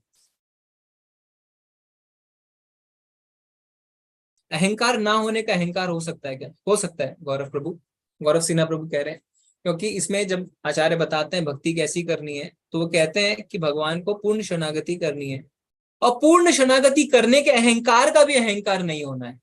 क्योंकि वो भी हमारे अंदर अहंकार होता है कि देखो मैं तो कितना हम्बल हूँ, मैं तो पूरा शरणागत हूँ, पर वो भी एक अहंकार है, तो उस अहंकार को भी हटाना है, ठीक है। पवन गुप्ता प्रभु हरे कृष्णा, अनम्यूट करिए। राधे राधे गुरुजी। हरे कृष्णा। गुरुजी मेरा क्वेश्चन ये है कि जब अर्जुन को पता था कि वो पहले ही पता था उनको कि वो किन से लड़ने जा रहे हैं, तो अचानक वो उनको देख के उनको मन में वैराग्य क्यों जागा? जी जी, तो हमने उनको तो पहले ही पता था सब कुछ, हमने वो लड़ेंगे, वो उनके घर वाले रहेंगे। हमने डिस्कस भी किया ना, कि एग्जाम्पल भी दिया ना, कि कोई बच्चा आके कहता है चलो मुझे बेंच पे बिठाओ, मैं देखना चाहता हूँ आज कौन से सब्जेक्ट का पेपर है। तो ये माया है, ये भगवान का अरेंजमेंट है। क्योंकि भगवान वो पूरी परिस्थिति क्रिएट कर रहे थे जिससे अर्जुन माया में आए, मोहित हो जाएं और प्रश्न पूछें हमारे लिए। क्योंकि हमें भगवत गीता का ज्ञान चाहिए, अर्जुन को ज्ञान नहीं चाहिए था। अर्जुन एक रिपोर्टर की तरह है जो हमारे लिए प्रश्न पूछेगा, भगवान ये बताएं, भगवान ये बताएं। तो भगवान ने उनको उस परिस्थिति में डाला है, ठीक है। तो उन्हें सब पता था, पर साथ ही साथ उन्हें भगवान ने मोहित भी कर दिया था, ठीक है प्रभु जी। क्योंकि भगवान का नाम है ऋषिकेश। ऋषिकेश मतलब जो हमारी इंद्रियों को कंट्रोल कर सके। अभी आप कहेंगे कैसे भगवान इंद्रियों को कंट्रोल करते हैं? देखो मैं अपना हाथ खुद उठा रहा हूँ, भगवान थोड़ी उठा रहे हैं। तो इसको हम कैसे समझाते हैं? जैसे एक मेन पावर सप्लाई होता है और आपके घर में स्विच होता है, स्विच को ऑन ऑफ कर सकते हैं ना। ऑन ऑफ करेंगे तो लाइट आएगी, लाइट जाएगी, आपको लगेगा आप लाइट कंट्रोल कर रहे हैं। पर जब मेन पावर सप्लाई कोई बाहर से बंद कर दे, तो आप कितना स्विच ऑन ऑफ कर लीजिए, आप लाइट चालू नहीं कर सकते हैं। तो हम भले ही अपने हाथ को ऊपर नीचे कर सके, जब भगवान कंट्रोल करते हैं तो हम कुछ नहीं कर सकते हैं, ठीक है। तो इसीलिए उन्हें ऋषिकेश कहते हैं। ओके, अक्षय प्रभु हरे कृष्णा। अक्षय बुद्धि राजा प्रभु, अनम्यूट करिए। पंडित जी, मैं ये कह रहा था कि अभी इन्होंने जैसे कृष्ण जी से बता रहे थे कि युद्ध करना है, तो अपने ही रिलेटिव से युद्ध करके क्या फायदा होता है वैसे? हाँ, तो इसका अभी देखिए, हम सब सोच रहे हैं ना कि अर्जुन ने बिल्कुल सही रीजन दिया है। मैं क्यों लड़ूं, मैं क्यों मारूं उनको? मुझे तो दया आ रही है, मेरे दादाजी खड़े हैं, मेरे भाई खड़े हैं, मेरे ससुर खड़े हैं, मेरे चाचा खड़े हैं, मैं क्यों मारूं इनको, है ना?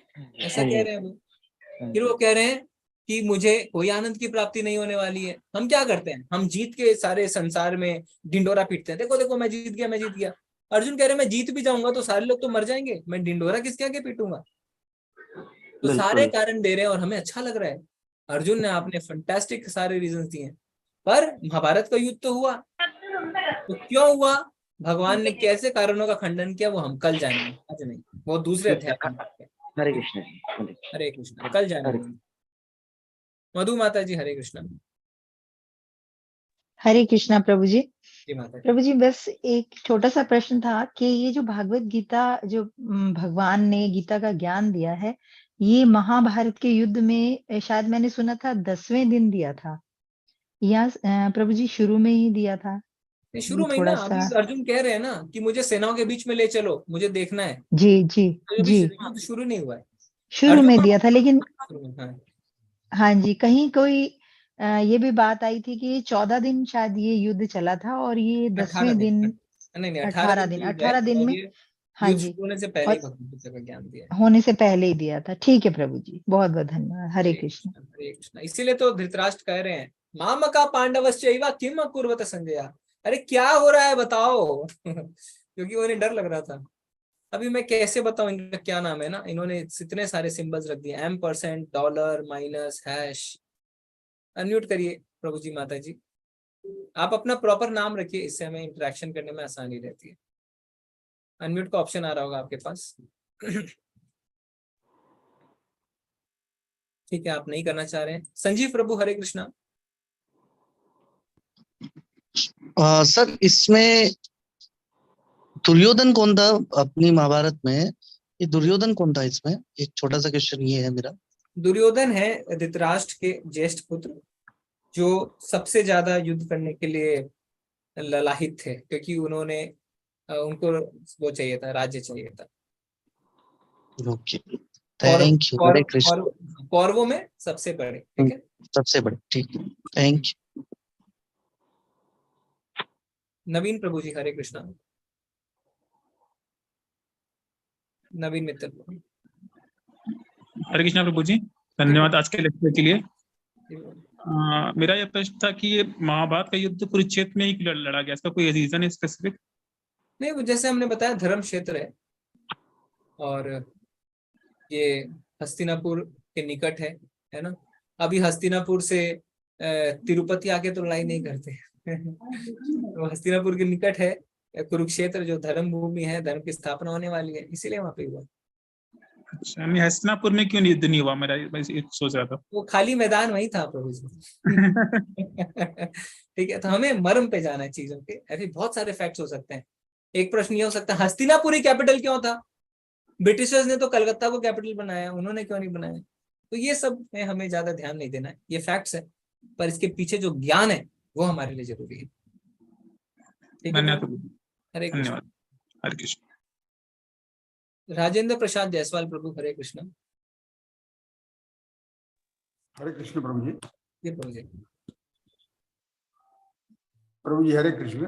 हरे कृष्ण। धन्यवाद प्रणाम प्रभु जी, मेरा प्रश्न था कि कुरुक्षेत्र के मैदान में जब अर्जुन जी ने कृष्ण जी से ये संवाद किया कि मुझे ऐसा ऐसा हो रहा है, तो कौरवों ने भी तो देखा होगा और वो भी सुन रहे होंगे, तो उनके ऊपर क्या प्रतिक्रिया हुई होगी? जी जी जी। तो प्रभु जी इसके लिए ना कोई बहुत क्लियर शास्त्रों में ऐसा लिखा हुआ नहीं है कि जब भगवान भगवत गीता का ज्ञान दे रहे थे तो एग्जैक्टली कौन कौन सुन रहा था। पर जो समझ में आता है, जो हमने सीनियर डिवोटी से सुना है कि अर्जुन सुन रहे थे और इधर संजय सुन रहे थे, क्योंकि वो धृतराष्ट्र को बता रहे थे। पर बाकी लोगों के सुनने का या डायरेक्ट कहीं कोई रेफरेंस नहीं मिलता है, कोई शास्त्र में पता नहीं चलता है। तो इसका हाँ इसका पर हमें यही अज्यूम करना है कि उस समय सारे लोग नहीं देख पा रहे होंगे, सारे लोग नहीं सुन पा रहे होंगे, ऐसा है। तो हमें इतनी लिमिटेड नॉलेज है प्रभु जी, तो इसको हम स्पष्ट रूप से नहीं बता सकते हैं कि क्या हो रहा था। तो मतलब भगवान जी कह रहे हैं और अर्जुन सुन रहे हैं, जिसके द्वारा हमें शिक्षा दी जा रही है। हाँ ये पता है, और संजय वहां पे सुन के धृतराष्ट्र को बता रहे थे, ये भी पता है। पर बाकियों का डायरेक्ट रेफरेंस शास्त्रों में आता नहीं, तो हम इसको स्पेकुलेट ही कर सकते हैं, हम स्पष्टता से नहीं बता सकते। ठीक है, ठीक है। हरे कृष्ण। हरे कृष्ण। हरे कृष्ण। कल्पना माता जी हरे कृष्ण।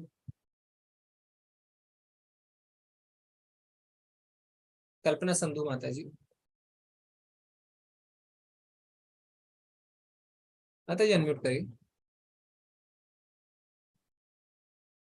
ओके, राधा माता जी हरे कृष्ण। हरे कृष्ण माता जी। माता जी आवाज नहीं आ रही आपकी। हरे कृष्णा माता जी। माता जी की आवाज नहीं आ रही, मैं चैट से ले लेता हूँ, बहुत सारे चैट में हैं। अक्षय प्रभु पूछ रहे हैं कि एंजाइटी है, जैसे कृष्ण भगवान ने अर्जुन को ज्ञान दिया। ओके, तो प्रभु जी इसमें आपको थोड़ा सब्र रखना है ना, ये कोई बहुत बड़ी बात नहीं है। यहाँ पे 90% लोगों, और क्योंकि भगवान, मैं आपको एक प्रिंसिपल बता देता हूँ भगवान कहते हैं इस सृष्टि के लिए दुखालयम अशाश्वतम, ये भगवान कहेंगे और हम पढ़ेंगे आगे। दुखालयम का मतलब जैसे पुस्तकालय में क्या मिलती है, पुस्तकें मिलती है ना, वस्त्रालय में वस्त्र मिलते हैं, तो दुखालय में क्या मिलता है, दुख। ये कौन बता रहा है, क्रिएटर ऑफ दिस वर्ल्ड, जिन्होंने सृष्टि को बनाया वो बता रहे हैं ये सृष्टि दुखालयम है। तो हमें एक स्वीकार करना है दुखालयम में, है ना, हमें कोई फॉल्स जस्टिफाई नहीं करना है। कोई यहाँ पे कह सकता है नहीं नहीं नहीं मेरे जीवन में कोई दुख नहीं है, ऐसा नहीं है, आज नहीं है, हो सकता है पर आगे नहीं आएगा, किसी को गारंटी नहीं है, क्योंकि ये बनाई है दुखालयम। तो यहाँ पे एंजाइटी जो आप कह रहे हैं, चिंता, परेशानी, डिप्रेशन, ये होगा। और जो भगवत गीता का एक कोर्स शुरू कर रहे हैं, इसमें आप देखेंगे आगे भगवान कहते हैं 4 प्रकार के लोग मेरे पास आते हैं, उसमें सबसे पहले आर्थ, आर्थ मतलब सबसे ज्यादा दुखी जो है वो। तो हमें ये 18 दिन तक थोड़ा पेशेंस रखना है। इतने करोड़ों जन्मों से हमने पाप कर्म किए हैं, है ना, इतना कुछ अपने कर्मों का भारी बैग लेके हम चल रहे हैं, दुख हो रहे हैं हमें, 1 घंटे में तो सोल्यूशन नहीं निकलेगा, कम से कम 18 घंटा दीजिए। और मैं दावे के साथ कह सकता हूँ, क्योंकि आज तक 36 महीनों से प्रोसेस ने काम किया, इसीलिए कोर्स इतना सक्सेसफुल है, क्योंकि लोगों को अच्छा लगता है, लोगों को उनके प्रॉब्लम का सोल्यूशन मिलने लगता है, उनको फर्स्ट स्टेप मिलने लगता है। तो पर पेशेंस रखना है, थोड़ा धैर्य रखना है। आप सुनिए, अगर आप 18 घंटे तक रेगुलर भी नहीं सुन सकते हैं तो कैसे आप अपनी प्रॉब्लम सॉल्व करें, ठीक है। थोड़ा धैर्य रखिए, आपको प्रैक्टिकल स्टेप्स पता चलेंगे कि आपको क्या करना है। ऐसा नहीं है कि भगवान ने कहा ऐसा तो अब मैं क्या करूं, अब मैं क्या करूं, इसका भी जवाब आपको इस कोर्स में मिलेगा। आप ये करिए, हम बताएंगे ये करिए ये करिए ये करिए, ऐसे करके, ठीक है। सविता माता जी कह रहे हैं भगवान ने ये सृष्टि क्यों बनाई है, जीवन मृत्यु में क्यों डाला है हमें। जी बहुत ही अच्छा प्रश्न है। तो भगवान, कल हमने कृष्णा बुक, नहीं कल, हाँ कल हमने पढ़ा था 11वां अध्याय है ना, 11वें अध्याय में एक लाइन आती है जिसमें भगवान लिखते हैं कि ये सृष्टि इसलिए बनाई गई है, प्रभुपाद जी समझाते हैं, जिससे हमें भगवान के धाम वापस जाने का मौका मिले। बोले हैं ये क्या सिस्टम है। जैसे जेल क्यों बनाई जाती है, जेल बनाई जाती है जिससे कैदी सुधर पाए, और अगर वो सुधर जाते हैं तो उनकी सजा कम होती है, उन्हें वापस बाहर आने का मौका मिलता है। तो ये सृष्टि एक जेल है जिसपे हम भेजे गए हैं। क्यों, क्योंकि हमने भगवान की सेवा से इनकार किया, हमने विद्रोह किया है। हम भगवान बनना चाहते हैं, कहते हैं भगवान आप इतनी सेवाएं ले रहे हैं, मुझे भी सेवा चाहिए, लोग मेरे दास बने, मैं इस जगत को भोगना चाहता हूँ। भगवान कहते हैं तथास्तु जाओ, और हम दुख भोगते रहते हैं, दुख भोगते रहते हैं, दुख भोगते रहते हैं। तो भगवान ने सृष्टि इसलिए बनाई है और मनुष्य शरीर हमें इसलिए मिला है जिससे हम भगवान के धाम वापस जा सकते हैं, जहाँ पे कोई दुख नहीं है। धीरे धीरे हम इसको और फर्दर डिस्कस करेंगे इस 18 दिनों में, ठीक है माता जी। तो थोड़ा सा आप बने रहिए हमारे साथ। Mahabharat was spoken in battle field not in the bedroom. जी रमेश प्रभु बिल्कुल सही है, पर किस संदर्भ में आपने ये कहा है वो भी बता दीजिए। कि सत्यम प्रभु को अच्छा लग रहा है। एक श्रोणी मतलब क्या होता है, श्रोणी, श्रोणी कहाँ पे, किस कॉन्टेक्स्ट में बोल रहे हैं, रियलमी करके आप बताइए। 4 रीजन क्या है पूजा माता जी, दया, कोई आनंद की प्राप्ति नहीं, पाप कर्म, परंपरा नष्ट हो जाना और असमंजस, ठीक है। दुर्योधन कौन है, संजीव प्रभु का हमने उत्तर दे दिया है। लिंक जो है यूट्यूब का वो आपको व्हाट्सएप ग्रुप में मिलेगा। राहुल प्रभु जी को अच्छा लग रहा है, ओके। सैमसंग करके उनको भी अच्छा लगा। द्रुपद ने प्रतिज्ञा किस कारण की ली, तो वो जैसे हमने बताया ना, द्रुपद और द्रोणाचार्य में आपस में किसी बात को लेकर फाइट हो गई थी, इसीलिए। और जो फाइट किस बात पे हुई थी बहुत लंबा है प्रभु जी, हम उसको लेवल 2 में कवर करते हैं। राजा प्रभु जी को अच्छा लगा, मनीषा माता जी को भी अच्छा लगा, आशीष प्रभु को भी अच्छा लगा, रंजना माता जी को भी अच्छा लगा। जब युद्ध शुरू हुआ तब शंख बजे थे, तो 5 शंख का नाम क्या है। हाँ राखी माता जी, शंखों का जो नाम है वो आप भगवत गीता के तात्पर्य से पढ़ी, क्योंकि ये क्विज में आते हैं ना, मैं भी डिस्क्लोज नहीं करूंगा, ये क्विज में आते हैं शंखों का क्या नाम था। तो आप धीरे धीरे प्रैक्टिस कर सकते हैं बुक को पढ़ने की, ठीक है। ग्रुप में ऐड करिए हमें, धीरज प्रभु बोल रहे हैं। प्रभु जी आप अपना नंबर है ना वो भेजिए सुमित जलान प्रभु को यहाँ पे चैट में, धीरज जारू प्रभु, तो आपको ऐड कर देंगे ग्रुप में। सेशन अच्छा लगा, सुचंद्रा माता जी कह रहे हैं वो मायापुर से लौटे हैं, बहुत ही बढ़िया माता जी। ओके, धर्मेश प्रभु को भी अच्छा लग रहा है।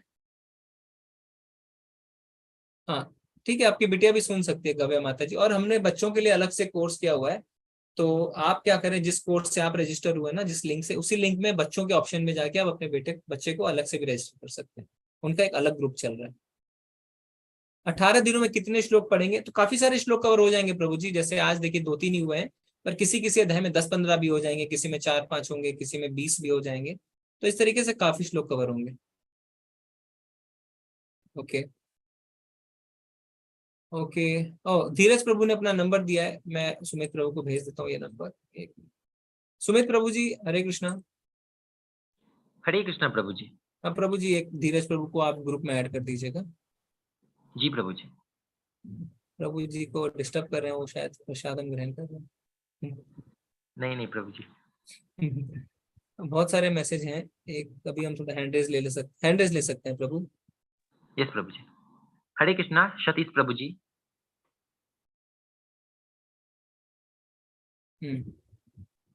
सतीश प्रभु। हरे कृष्णा।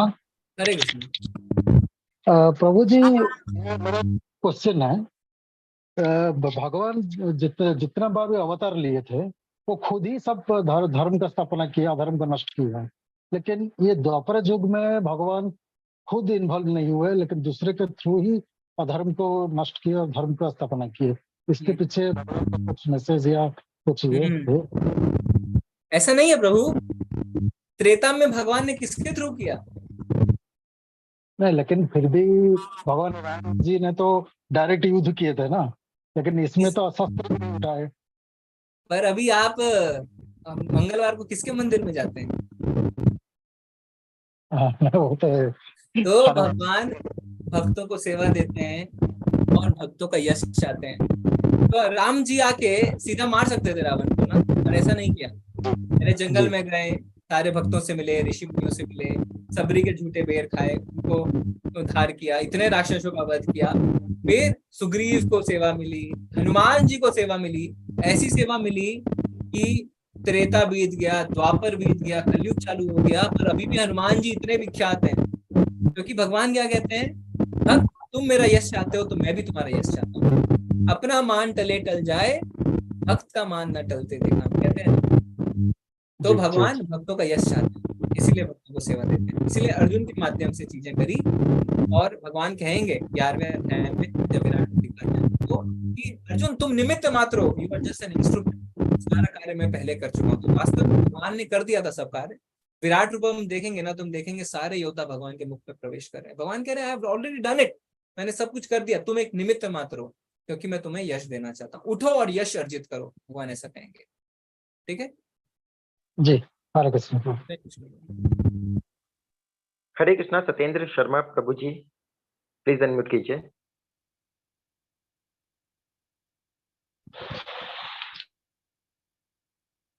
प्रभु जी अनम्यूट कर लीजिए। हरे कृष्णा प्रभु जी, मेरा प्रश्न ये था प्रभु कि जैसे प्रमाणिक शिष्य के क्या सिम्टम है प्रभु जी, मैं ये जानना चाह रहा था। प्रमाणिक गुरु के तो सब जानना चाहते हैं, प्रमाणिक शिष्य के क्या सिम्टम रहते हैं प्रभु? हाँ, तो वो हमें दूसरे अध्याय के 7वें श्लोक में हिंट मिलेगा। आप अगले अध्याय का इंतजार करिए, क्योंकि अर्जुन अब पूरे तरीके से अपना सपोर्ट सिस्टम खो चुके हैं ना। हमारा भी यही हालत होती है, हम अपने सोर्सेस पे, अपने पैसे पे, अपने रिश्तेदारों पे रिलाई करते हैं, कुछ नहीं हो पाता है, अंत में हम सरेंडर करते हैं भगवान को। तो अर्जुन सरेंडर करने वाले हैं दूसरे अध्याय के 7वें श्लोक में। उसमें हम जानेंगे कि एक शिष्य को कैसा होना चाहिए, और 18वें अध्याय में हम जानेंगे एक शिष्य को कैसा होना चाहिए, 10वें अध्याय में हम जानेंगे एक शिष्य को कैसा होना चाहिए। तो अर्जुन जैसे जैसे अपनी अपनी क्वालिटीज डिस्प्ले करेंगे, वैसे वैसे हम जानेंगे एक शिष्य को कैसा होना चाहिए। ठीक है, स्लोली स्लोली हम। थैंक यू प्रभु जी। हरे कृष्ण। हरे कृष्णा लेनवो करके माता जी प्रभु जी, आप प्लीज अनम्यूट कीजिए।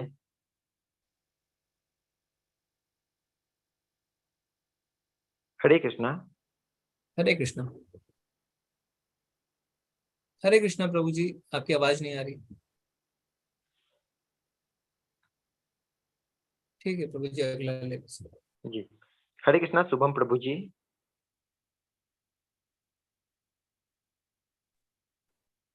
हरे कृष्णा। हरे कृष्णा प्रभु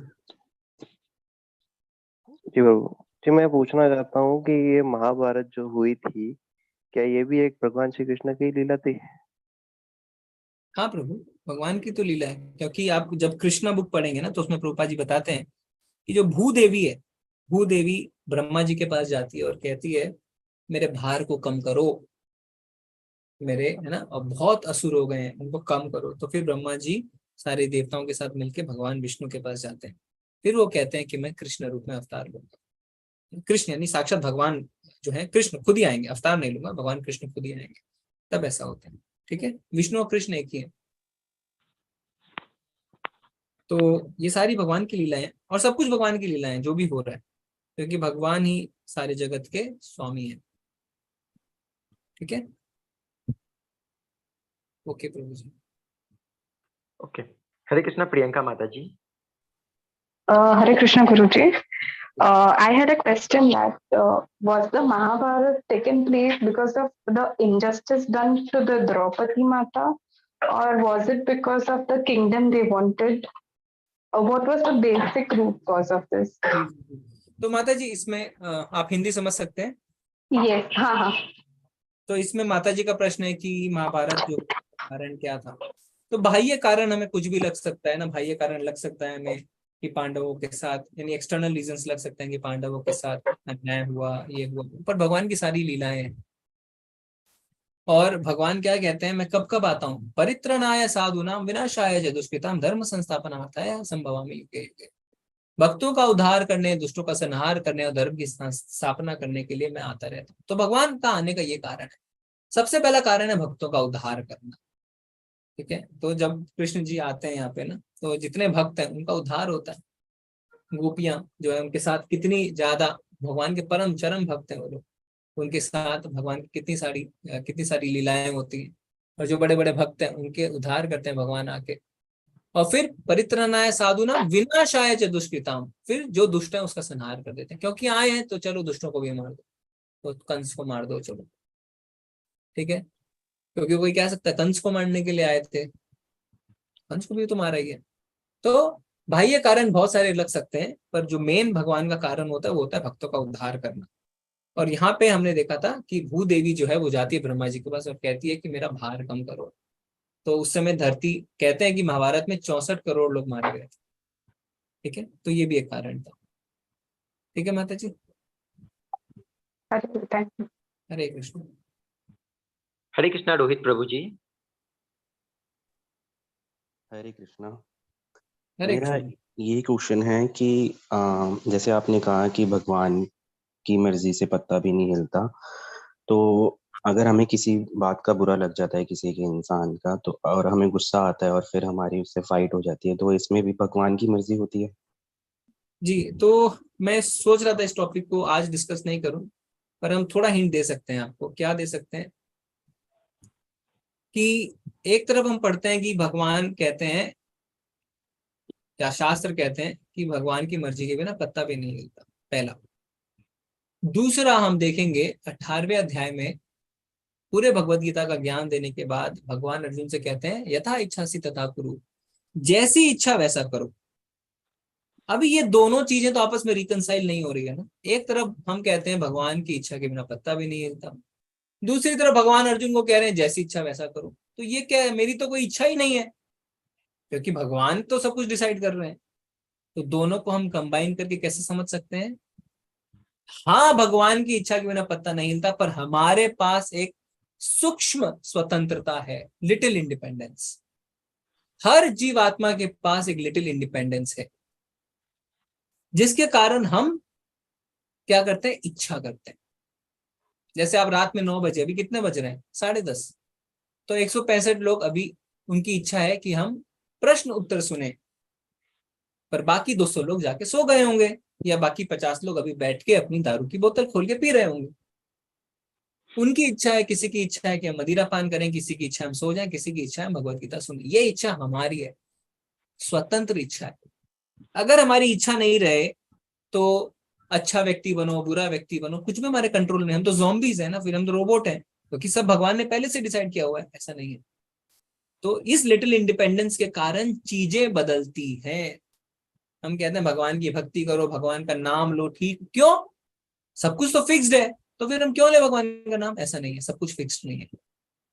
भगवान दैवी और आसुरी गुण का जो अभी अध्याय आएगा उसमें बताते हैं कि हम जिस गुण को पोषण देंगे वो गुण बढ़ेगा। तो हम आसुरी गुण को पोषण देंगे तो आसुरी गुण बढ़ेगा, दैवी गुण को पोषण देंगे तो दैवी गुण। क्यों? अगर सब कुछ फिक्स्ड है तो फिर हम कौन से स्वभाव को पोषण दें, वो क्या मतलब है उसका, तो इररिलेवेंट है। पर ऐसा है तो हम इसको एक उदाहरण से समझाते हैं कि जैसे कोई छोटा बच्चा है अपने पिताजी के साथ जा रहा है और सड़क पे जाता है, वो चॉकलेट की दुकान देखता है और जिद करने लगता है मुझे चॉकलेट चाहिए। पिता उसे मना करते हैं कि तुम्हारे दांत में कीड़े लगे हुए हैं, तुम चॉकलेट ना खाओ। पर वो क्या करता है, वहीं पे रोना धोना शुरू, लोटपोट होने लगता है मट्टी में। पिताजी तंग आके कहते हैं ठीक है ले लो। अब वो खुशी खुशी जाता है, अपने कपड़ों को झाड़ता भी नहीं है, सीधा पहुंच जाता है दुकान, कहता है अंकल चॉकलेट। अंकल चॉकलेट निकाल के देते हैं, बोलते हैं पैसे, ले पापा देंगे। पापा आते हैं, पैसे देते हैं, चॉकलेट खा के बड़ा खुश। सुबह रोते रोते उठता है, मम्मी दांत में दर्द है। मम्मी जाती है उन्हें लेके डॉक्टर के पास, डॉक्टर दांत निकाल देते हैं। बहुत कष्ट होता है बच्चे को। क्या वो ये कह सकता है पापा आपके कारण ऐसा हुआ? नहीं कह सकता। पर एक तरफ हम देखें तो पापा ने ही हाँ करी, पापा ने ही पैसे दिए, पर बच्चे ने जिद करी, बच्चे की इच्छा थी, तो दुख जो हो रहा है वो बच्चे को झेलना पड़ेगा। यही स्थिति हमारी और भगवान की है। हम जिद करते हैं, मेरे को बुरा कह दिया, कैसे बुरा कहा, मैं भी उससे उल्टा फुल्टा कहूंगा, मेरा कोई मान नहीं है, मेरा कोई सम्मान नहीं। भगवान कहते हैं रुक जा, मत कर ऐसा, ये गलत है। पर हम नहीं मानते। भगवान कहते हैं ठीक है, नहीं मान रहा है, कर। तो भगवान की इच्छा के बिना पत्ता नहीं हिलता, क्योंकि भगवान ने परमिशन दी, हाँ करो। अब हम कुछ करते हैं, मान लीजिए आपको चोरी करनी है, हम अपने बलबूते पे कर नहीं सकते। जैसे वो बच्चा, पैसे नहीं थे उसके पास, पिता ने पैसे दिए, तो भगवान हमें सपोर्ट करते हैं कोई भी चीज में। भगवान की कृपा के बिना हम कोई भी कार्य नहीं कर सकते। पर बाद में जो दुख होते हैं उसके लिए हम रिस्पॉन्सिबल हैं। आप ये नहीं कह सकते हैं भगवान आपने परमिशन दी थी, नहीं, पर जिद हमने करी थी। तो वो सूक्ष्म स्वतंत्रता हमारे पास है, वो इच्छा है। भगवान कहते हैं ये गलत है, ये गलत है, पर हम नहीं मानते, है ना। जब कोई दारू पीने जाता है तो दो आवाज अंदर से आती हैं, हाँ हाँ पी लो बड़ा मजा आएगा, दूसरा नहीं ये गलत है, पर हम नहीं मानते हैं, हम जिद करते हैं। भगवान हमें परमिशन देते हैं, हमें पूरी करने की सहायता भी करते हैं, फिर बाद में जो हमें दुख होता है उसके लिए हम रिस्पॉन्सिबल हैं, भगवान नहीं। ठीक है, तो ये प्रभु जी, ये ऐसे हमें समझना है चीजों को। ओके, हरे कृष्णा प्रभु। जय गुरु जी। हरे कृष्णा चतुर्भुजा प्रभु जी। चतुर्भुज प्रभु जी। हरे कृष्ण प्रभु जी, अहमद प्रणाम। प्रणाम प्रभु जी, बहुत दिनों बाद आप आए हैं। हरे कृष्ण प्रभु जी। आप आएंगे क्या हाँ रोज प्रभु? जी जी प्रभु जी, जी प्रभु जी, मैं वैसे जैन आप तो किया। कीर्तन बहुत अच्छा करते हैं ना आप प्रभु। हाँ जी प्रभु जी, तो हरे आप कृष्ण। कीर्तन करिएगा। सुमित प्रभु, आप चतुर्भुज प्रभु से कीर्तन करवाइए क्लास से पहले। ठीक है प्रभु जी, बहुत करूँगा। सुंदर कीर्तन करते हैं जी। जी प्रभु जी, आपका आपका आशीर्वाद है। बहुत दिनों बाद हाँ, जी बोलिए। हरे कृष्णा। एक्चुअली मेरा कोई क्वेश्चन तो नहीं था प्रभु जी, पर ये मेरा कल्पना है, सही भी हो सकता है, नहीं भी हो सकता है। उसको मैं व्यक्त करना चाहता हूँ कि जो क्वेश्चन एक आया था ना कि जब युद्ध में भगवान अर्जुन को गीता बोल रहे थे, तो कौन कौन, क्या कोई बाकी लोगों को भी सुनाई देना चाहिए, दुर्योधन आदि को, और बाकी लोगों को भी सुनाई देना चाहिए। तो मेरा ये, इसमें ये सोचता हूँ कि क्योंकि दोनों साइड में दोनों साइड के जो योद्धा थे वो खड़े थे, मतलब दो पार्टी दो साइड में खड़े हैं, बीच में थोड़ा सा बड़ा सा गैप होगा ना, जहाँ पर भगवान लेके रथ को रखे होंगे। तो और उस जमाने में क्या कि उस जमाने में कोई लाउड स्पीकर तो होगा नहीं, कि भगवान ने लाउड स्पीकर लेके गीता को बोला। तो उसमें क्या हुआ होगा कि जब हम कोई 50 मीटर या 100 मीटर की दूर से हम देखते हैं, कोई बात करते हैं दो आदमी, तो उनका क्या, हम उनको देख सकते हैं पर उनको सुन नहीं सकते। तो और क्या, जो संजय को, क्योंकि संजय को वो दिव्य दृष्टि मिला था व्यास देव जी से, तो वो तो सुन सकते थे या फिर जान सकते थे, उनको वो मतलब वो शक्ति प्रदान की गई थी कि वो उसको बोल सके और दुर्योधन को बता सके। लेकिन बाकी लोग सुने नहीं होंगे, क्योंकि उनको प्रभु जी, उनसे तो हाँ, नहीं ये आप जो कह रहे हैं मैं समझ रहा हूँ, पर हमें अपने मानदंड से उस समय के लोगों या उस समय के पात्रों की शक्तियों या उनकी काबिलियत को नहीं नापना चाहिए। जैसे एक मच्छर को कहेंगे ना कि जो एक रात में अपनी जिंदगी पूरी कर लेता है, कि पता है ये मनुष्य 100 साल जीता है, तो सोचेगा मैं, ऐसा भी होता है क्या? तो हमें नहीं पता है उस समय क्या था, तो हम नहीं सोच सकते ये 50 मीटर 100 मीटर सुना नहीं सुना, तो हमें अपने बुद्धि से इस चीज को नहीं सोचना चाहिए, मेरा ये मानना जी प्रभु जी प्रभु जी, मैं ये अब बस मेरा ये कल्पना है, मैं इसलिए बोला ठीक है। कि सही हो भी सकता है, पर नहीं भी हो सकता आप कीर्तन में प्रभु जी अपनी सेवा दीजिए, ठीक है। है। जी प्रभु जी मेरा प्रभु आपसे जी, जरूर निवेदन प्रभु जी, ये निवेदन मेरा है, सौभाग्य होगा निवेदन है अगर आपसे प्रभु जी। हरे जी कृष्ण प्रभु जी, हरे कृष्णा। हरे कृष्ण हरे कृष्ण। हरे कृष्णा संदीप प्रभु जी। हरे कृष्णा हरे कृष्ण प्रभु जी, म्यूट हो गए फिर से आप। कहा कि गीता में केवल वेद और वेदांत का उल्लेख हुआ है, तो क्या हम गीता को वेदों का कंक्लूजन बोल सकते हैं क्या? जी जी जी बिल्कुल बोल सकते हैं। आज तो हमने महात्म्य में देखा ना कि जब गाय को धोते हैं तो दूध निकलता है, तो वेदों को उपनिषदों को जब धोते हैं तो भगवत गीता निकलती है। आज ही तो हमने पढ़ा। हाँ, क्योंकि मैंने आगे भी गीता पढ़ी है कई बार, तो उसमें वेदांत का कई बार कृष्ण भगवान उल्लेख करते हैं। जी जी जी, तो भगवत हमें कृष्ण गीता को पता है भगवान तो मुझे सब ज्ञान था इसका वेदों का, तो उसी का वो देते हैं ना। आदि शंकराचार्य बोलते हैं एकम शास्त्रम, अगर एक शास्त्र हो तो वो भगवत गीता, क्योंकि ये जी सबका जी सार है।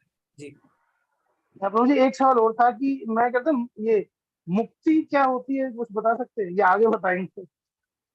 मुक्ति जानना है आपको? जी, ये भक्ति रस अमृत सिंधु का टॉपिक है प्रभु, अभी थोड़ा एडवांस हो जाएगा ये। अच्छा, आगे जानेंगे अभी इसको। बीच में समय मिले तो थोड़ा हाँ, बीच में समय मिलेगा जब थोड़ा हम और आगे बढ़ेंगे ना, तब हम बताएंगे, क्योंकि काफी प्रकार की मुक्तियां होती है ना, तो खाली अभी मैं मुक्ति आपको नहीं बता पाऊंगा। सायुज्य, सामीप्य, सारूप्य, काफी तरीके की मुक्तियां होती है। ठीक है प्रभु, धन्यवाद। हरे कृष्ण। हरे कृष्ण। हरे कृष्णा नंदिता माता जी। प्रभु जी इसके बाद हम चैट से ले लेंगे। जी हरे कृष्णा माता जी। हरे कृष्णा। हरे कृष्ण। हाँ, मेरे पतिदेव कुछ कहना चाहते हैं, उनका कुछ क्वेश्चन था। हरे कृष्ण। हरे कृष्णा सर। हरे कृष्ण। हाँ सर, ये आज का सेशन बहुत ही अच्छा लगा। हम पूरा सब परिवार आज ज्वाइन किए हुए थे। बच्चे 8 बजे से बच्चे लोग का सेशन में ज्वाइन किया, हम और अपनी पत्नी के साथ मैं भी ज्वाइन किया था। प्रभु, ये एक सवाल था मेरा। हेलो जी प्रभु जी, बोलो बोलो। हाँ, एक सवाल था, जो हम लोग जो ये करते हैं, जैसे अभी गीता में ये बताया जा रहा था, जो फल की चिंता मत करो, कर्म करना ही है, कर्म करो, फल की चिंता मत करो। जी जी जी। मुझे एक डाउट था इसमें, जो जैसे किसान जो फार्मर्स होते हैं, फार्मर्स लोग तो फल की चिंता करके ही वो बीज को बोते हैं। हमको वो पहले वो सीड को कौन सा सीड अच्छा है, उसको अच्छा सीड को ही वो चूज करते हैं। अच्छा सीड मतलब ही उसका पॉइंट ऑफ व्यू है वही, जो मुझे अच्छा फसल चाहिए। तो इस जगह थोड़ा ये था प्रभु, जो फल की चिंता मत करो, तो पहले तो किसान फल की ही चिंता करके ये करता है, तभी उस पे वो मेहनत करता है। जी जी जी जी, तो ज्यादातर लोग जो भगवत गीता थोड़ा पढ़ते हैं या सुनते हैं दूसरों से, वो सबसे पहली चीज यही बोलते हैं, भगवत गीता में क्या लिखा है, कर्म करो, फल की चिंता मत करो, है ना। जी प्रभु जी। 99% लोग यही कहेंगे। पर क्या भगवत गीता यही कहती है? तो कर्म योग वाला जब अध्याय हम करेंगे तीसरा, उसमें हम जानेंगे पहले कि कर्म कितने प्रकार के होते हैं। हम क्या सोचते हैं, कर्म 2 प्रकार के होते हैं, अच्छे कर्म और बुरे कर्म, है ना। हाँ जी। और भगवत गीता कहती है कर्म 3 प्रकार के होते हैं, अच्छे कर्म, बुरे कर्म, और तीसरा एक कर्म होता है जिसे कहते हैं निष्काम कर्म। निष्काम कर्म मतलब वो कर्म जो हम फल की इच्छा के बिना करते हैं। जी प्रभु। अभी जो किसान का आपने उदाहरण दिया, वो उदाहरण तो हम बल्कि इसलिए समझाने के लिए देते हैं कि जब एक किसान बीजों को बोता है, उसे ये नहीं पता है कि बारिश होगी नहीं होगी, बस वो बो देता है। जी प्रभु। हाँ, अभी इंटेंशन तो रहेगी ना अच्छा हो, पर वो फल से आसक्त नहीं है। उसकी हाँ। दोनों में फर्क क्या है? फल की चिंता मत करो और फल से आसक्त होना, दोनों में डिफरेंस क्या है? कि आप ऑफ कोर्स जब फार्मिंग कर रहे हैं, आप बीज बोएंगे तो आपकी इच्छा रहेगी कि फसल अच्छी हो, पर उसे साथ ही साथ ये पता है बारिश हो भी सकती है, नहीं भी हो सकती है। जी प्रभु। तो आसक्त नहीं होना, आसक्त मतलब अटैच्ड नहीं होना है। गीता कहती है कर्म करो, फलों से आसक्त मतलब टारगेट तो लगाना ही पड़ेगा ना। अभी कोई बच्चा पढ़ रहा है तो टारगेट है कि मुझे पास होना है, मुझे 90% मार्क्स लाने हैं, 100% मार्क्स लाने हैं, मुझे IIT में एडमिशन चाहिए, मुझे IIM अहमदाबाद में एडमिशन चाहिए, ये टारगेट है। जी प्रभु। टारगेट खराब नहीं है, खराब है आसक्ति यानी अटैचमेंट। अगर अभी 2 दिन पहले हमने पढ़ा ना कि IIT में सुसाइड हुआ, और वो मद्रास जी में, चेन्नई में, और वो इस साल का तीसरा सुसाइड। जी जी फेब में एक सुसाइड किया बच्चे ने, मार्च में एक बच्चे ने सुसाइड किया, अभी अप्रैल में एक बच्चे ने सुसाइड किया। क्यों? वो लिख रहा है I am not good enough. फल से आसक्त हो गए हैं। 95% मार्क्स नहीं आए, लो फांसी लगा लो। हाँ हाँ आसक्ति गलत है। तो जो आपका फल है, वो जो किसान जो बो रहा है, उसका जो उपज है वो अच्छी हो नहीं हो, उससे आसक्त नहीं होना है। टारगेट लगाना है, फेल हो जाए भगवान की इच्छा, पास हो गए भगवान की कृपा। जी प्रभु। भगवत गीता कहता है आसक्ति नहीं चाहिए। ठीक है, जी प्रभु जी। ঠিক আছে প্রভুজি, আপনি কলকাতায় থাকেন নাকি? না প্রভু, আমি থাকি, আমি অ্যাকচুয়ালি বেঙ্গল থেকেই বিলং করি, কিন্তু আমি রাঁচিতে জবে আছি। রাঁচিতে আছেন, আচ্ছা ঠিক আছে। প্রভু আর একটা প্রশ্ন ছিল আমার, যে সরি কথা বলতে ব্রেন দিয়ে বেরিয়ে গেল। আচ্ছা সরি প্রভু, thank you, lot of thanks প্রভু। हरे कृष्ण हरे कृष्ण। प्रभु जी, एक बार चैट से ले लूं, चैट से ले लूं। जी प्रभु जी। कि ज्योतिन प्रभु कह रहे हैं अच्छा लगा, उषा माता जी को अच्छा लगा। भगवान खुद समर्थ है तो उन्होंने हनुमान जी को क्यों बुलाया? तो हनुमान जी को यश देना था ना, ये हमने डिस्कस किया। आज का कोई डाउट नहीं है, बहुत ही अच्छा लगा। सत्यम प्रभु, सत्यकाम प्रभु कह रहे हैं ओके। इस्कॉन बरेली से हैं चंदन प्रभु, धन्यवाद प्रभु जी आपका, आप आए जुड़े। सबको जोड़िए, क्योंकि ये भगवान की जो शिक्षा है हम सबको दे रहे हैं। और चंदन प्रभु भी हैं, नहीं है चले गए। तो अभी ज्यादातर क्या हो रहा है, ऑनलाइन कोर्स के साथ सारे इस्कॉनों को फायदा हो रहा है। Okay, Bhagavad Gita not Mahabharat. Okay, यदि आत्मा अजर अमर है तो हम आत्मा के बारे में क्यों जानना चाहते हैं? हाँ, क्योंकि जो चीज अजर अमर है उसी के बारे में तो जानना है। जो चीज चली जाएगी उसके बारे में जान के क्या करेंगे? जो चीज नहीं रहने वाली उसके जान के क्या करेंगे? जो चीज रहने वाली है उसके बारे में तो जानना है ना। तो ये तो उल्टा बोल रहे हैं आप। शशि माता जी को अच्छा लगा, ओके। कल्याणी माता जी को जवाब मिलते जा रहे हैं। हनुमान जी की ध्वजा क्यों थी? सिद्ध युद्ध में क्यों नहीं आए लड़ने को? सीधे युद्ध में, तो वो सीधे युद्ध में ही थे, क्योंकि अंत में हम देखते हैं जब युद्ध खत्म होता है और भगवान कहते हैं अर्जुन उतर जाओ नीचे, तो जब वो रथ से नीचे उतरते हैं रथ में आग लग जाती है। तो हनुमान जी ने बहुत सारे अटैक बचा लिए थे। ओके, नंदिता माता जी को अच्छा लगा, प्रियंका माता जी को भी अच्छा लगा, ठीक है। मनीषा माता जी को भी अच्छा लगा। भक्ति के कितने रूप होते हैं? भक्ति के स्टेजेस होते हैं गायत्री माता जी, हम उसको जानेंगे आगे, ठीक है। 9 स्टेजेस होते हैं, ओके। निष्काम कर्मियों के बारे में हमें पता चलेगा नेहा माता जी, हम जानेंगे उसको। राहुल प्रभु को अच्छा लग रहा है, ओके। पवन प्रभु जी धन्यवाद ज्वाइन करने के लिए, हरे कृष्ण। अगर प्रभु कृष्ण भगवान थे पर अपनी शक्ति से इस युद्ध को क्यों रोका नहीं था? कार्तिक प्रभु जी कह रहे हैं। तो इसका उत्तर हमें अगले अध्याय में मिलेगा, क्योंकि अर्जुन के अभी सारे जो प्रश्न है वो इसी के लिए ना कि युद्ध क्यों करें। तो अगले अध्याय तक इंतजार करिए, तब हम पूछेंगे भगवान ने युद्ध क्यों नहीं रोका, ठीक है। द्रुपद ने द्रोणाचार्य को मारने की प्रतिज्ञा क्यों ली थी, ये हमने बता दिया आपको। नीता माता जी को अच्छा लगा। फिलहाल के लिए समझ तो रही हूँ लेकिन याद नहीं रहता है, भूल जाती हूँ। कोई बात नहीं है, बार बार श्रवण करना यही तरीका है, उससे हमें याद रहेगा। ओके, मेन बहादुर प्रभु का भी मैसेज आया है, उनका हैंड भी रेज है, उनसे भी हम बात कर लेंगे। लोगों को अकेलापन क्यों महसूस होता है? क्योंकि प्रभु जी इस जगत में कोई भी है ना जिसे हम अपना मानते हैं, वास्तव में भगवान सिर्फ अपने हैं। लव हम जो सोचते हैं ना, वो लव नहीं है वास्तव में, वो सब आपस में ट्रांजैक्शन है। तो थोड़ा आप सब्र करिए ना, इस कोर्स में आपको सारे आंसर्स मिलेंगे। अभी हम बोलने जाएंगे ना तो बहुत कुछ कॉन्सेप्ट जो हमने पढ़े नहीं है तो उसको बोलना पड़ेगा, ओके। अच्छा, राजा प्रभु को भी अच्छा लग रहा है, ओके ठीक है।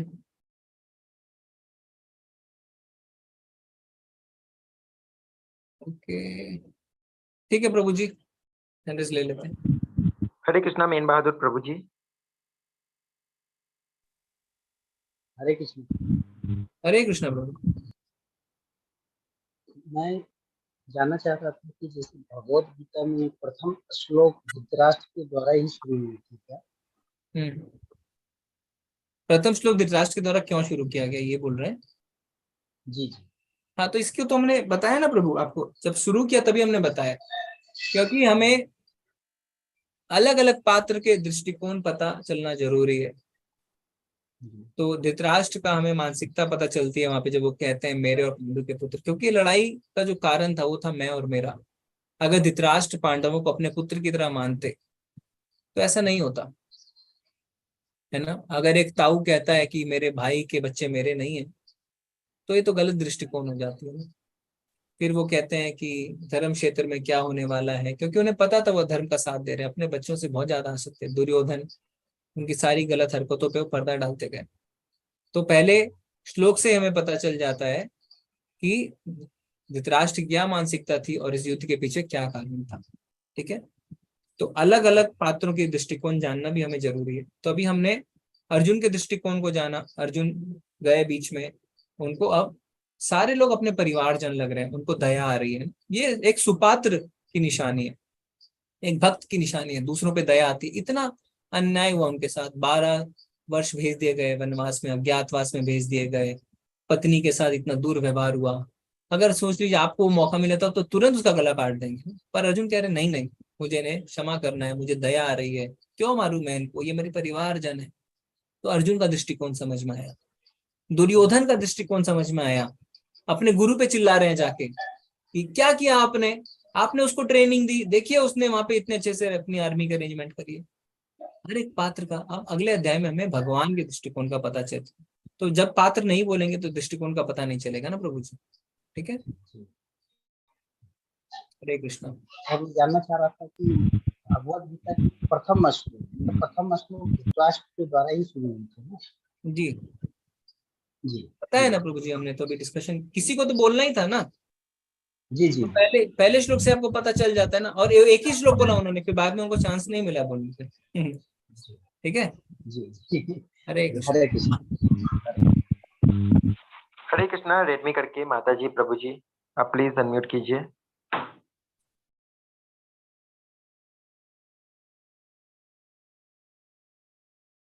प्रभु जी हम 11 बजे ऑफ करेंगे क्लास। ये तो बहुत हैंड रेस है। ओके, नेक्स्ट ले लेते प्रभु जी। जी जी। हरे कृष्णा। डीके पांडे प्रभु जी। जी हरे कृष्णा प्रभु जी। हरे कृष्ण। एक छोटा सा डाउट पहले के डिस्कशन से है कि जब संजय जी को दृष्टि दी गई थी, वो देखने के लिए दी गई थी कि देख करके वो धृतराष्ट्र जी को बताएंगे, तो ये कृष्ण के उपदेश को सुनने की क्षमता उनको कहाँ से मिली? और हमें लगता है सुन नहीं पाए थे वो, सुनते अगर वो तो सुनी हुई बात को भी धृतराष्ट्र को बताते तो जरूर धृतराष्ट्र भी उस पर रिएक्शन देते। लेकिन पूरे भगवत गीता में एक ही श्लोक, पहला श्लोक धृतराष्ट्र ने बोला, आपने जैसा कंफर्म किया अभी, उसके दोबारा कोई भी रिएक्शन या कोई भी श्लोक उनका सुनने को नहीं मिला उसमें। ये नहीं, अभी आपने, हम लोग तो पहला ही अध्याय में अभी है ना, अभी आप देखेंगे संजय आगे क्या क्या बोलेंगे। तो संजय ने कुल 41 श्लोक बोले हैं ना, हमने देखा। संजय तो देख करके बोल रहे थे, बट अगर सुन रहे थे अगर संजय जी उस पर अगर कुछ बताते तो धृतराष्ट्र का रिएक्शन जरूर मिलता। नहीं वही मैं कह रहा हूँ, देख करके बोल, नहीं सुन भी रहे थे, क्योंकि अंतिम 18वें अध्याय में संजय कहते हैं कि अर्जुन और कृष्ण के बीच के इस संवाद को जब मैं पुनः पुनः याद करता हूं तो मैं पूरी तरीके से, मेरे रोंगटे खड़े हो जाते हैं, ऐसे कहते हैं। तो वो कहते हैं 18वें अध्याय में, तो बिना सुने खाली देखेंगे तो क्या बोलेंगे कि उन्होंने हाथ उठाया, उनकी जबान चल रही है, अभी हो रहा तुम्हारे, तो ये तो कोई लॉजिक नहीं है ना फिर। तो वो पूरा सुन रहे थे, और सुन के 18वें अध्याय में कंफर्म हो जाएगा जब वो कहते हैं, जब हम 18वें अध्याय में आएंगे तब हम बात करेंगे कि वो कहते हैं कि जब मैं इन वार्तालाप को अद्भुत, बहुत तारीफ करते हैं कि जब इस अद्भुत वार्तालाप को जब भी मैं याद करता हूँ तो पूरी तरीके से मैं आनंदित उठता हूँ, ऐसा कहते हैं। ठीक है, thank you Prabhu ji, thank you. Hare Krishna. Hare Krishna. Nita माता जी।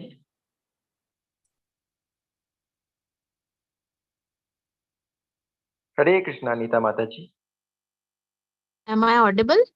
Yes, madam. जय श्री कृष्ण प्रभु जी। प्रभु जी मुझे पूछना था कि योनियों का क्या जिक्र इसमें भगवत गीता में किया गया है क्या? हाँ हाँ, जो हम अच्छा लास्ट कुछ अध्याय पढ़ेंगे ना, उसमें भगवान बताते हैं कि जी जो तमोगुनी व्यक्ति होते हैं वो निम्न योनियों में पशु बन जाएंगे। हम्म ठीक है? और जैसे हमारी इच्छा रहेगी वैसा हमें शरीर मिलेगा। तो भगवान बताते हैं इस बात को, बड़े खुल के बताते हैं। तो बताते हैं आलसी लोग बिवेर, आप पेड़ बनने वाले हो। ठीक है, रजोगुनी को कहते हैं कि तुम वापस इंसान बनोगे, और सतोगुनी को कहते हैं आप ऊपर लोकों में जाओगे, हायर प्लैनेट्स में। ऐसा अच्छा, तो इसका भी जिक्र आप करेंगे क्या? 18 देख के थे। करेंगे माता जी। अच्छा, धन्यवाद धन्यवाद। हरे कृष्ण। हरे कृष्ण। हरे कृष्णा रत्नेश प्रभु जी। रत्नेश प्रभु, हरे कृष्णा। हरे रत्नेश प्रभु, हरे कृष्ण प्रभु जी। जी प्रभु जी, हरे कृष्ण। प्रभु जी मेरा ये क्वेश्चन था कि गीता को हम किस तरह से ले, एक आध्यात्मिक ग्रंथ के रूप में ले या एक लाइफस्टाइल टीचिंग के रूप में ले? और अगर ये आध्यात्मिक ग्रंथ है तो अध्यात्म एक्चुअली होता क्या है? हरे कृष्ण।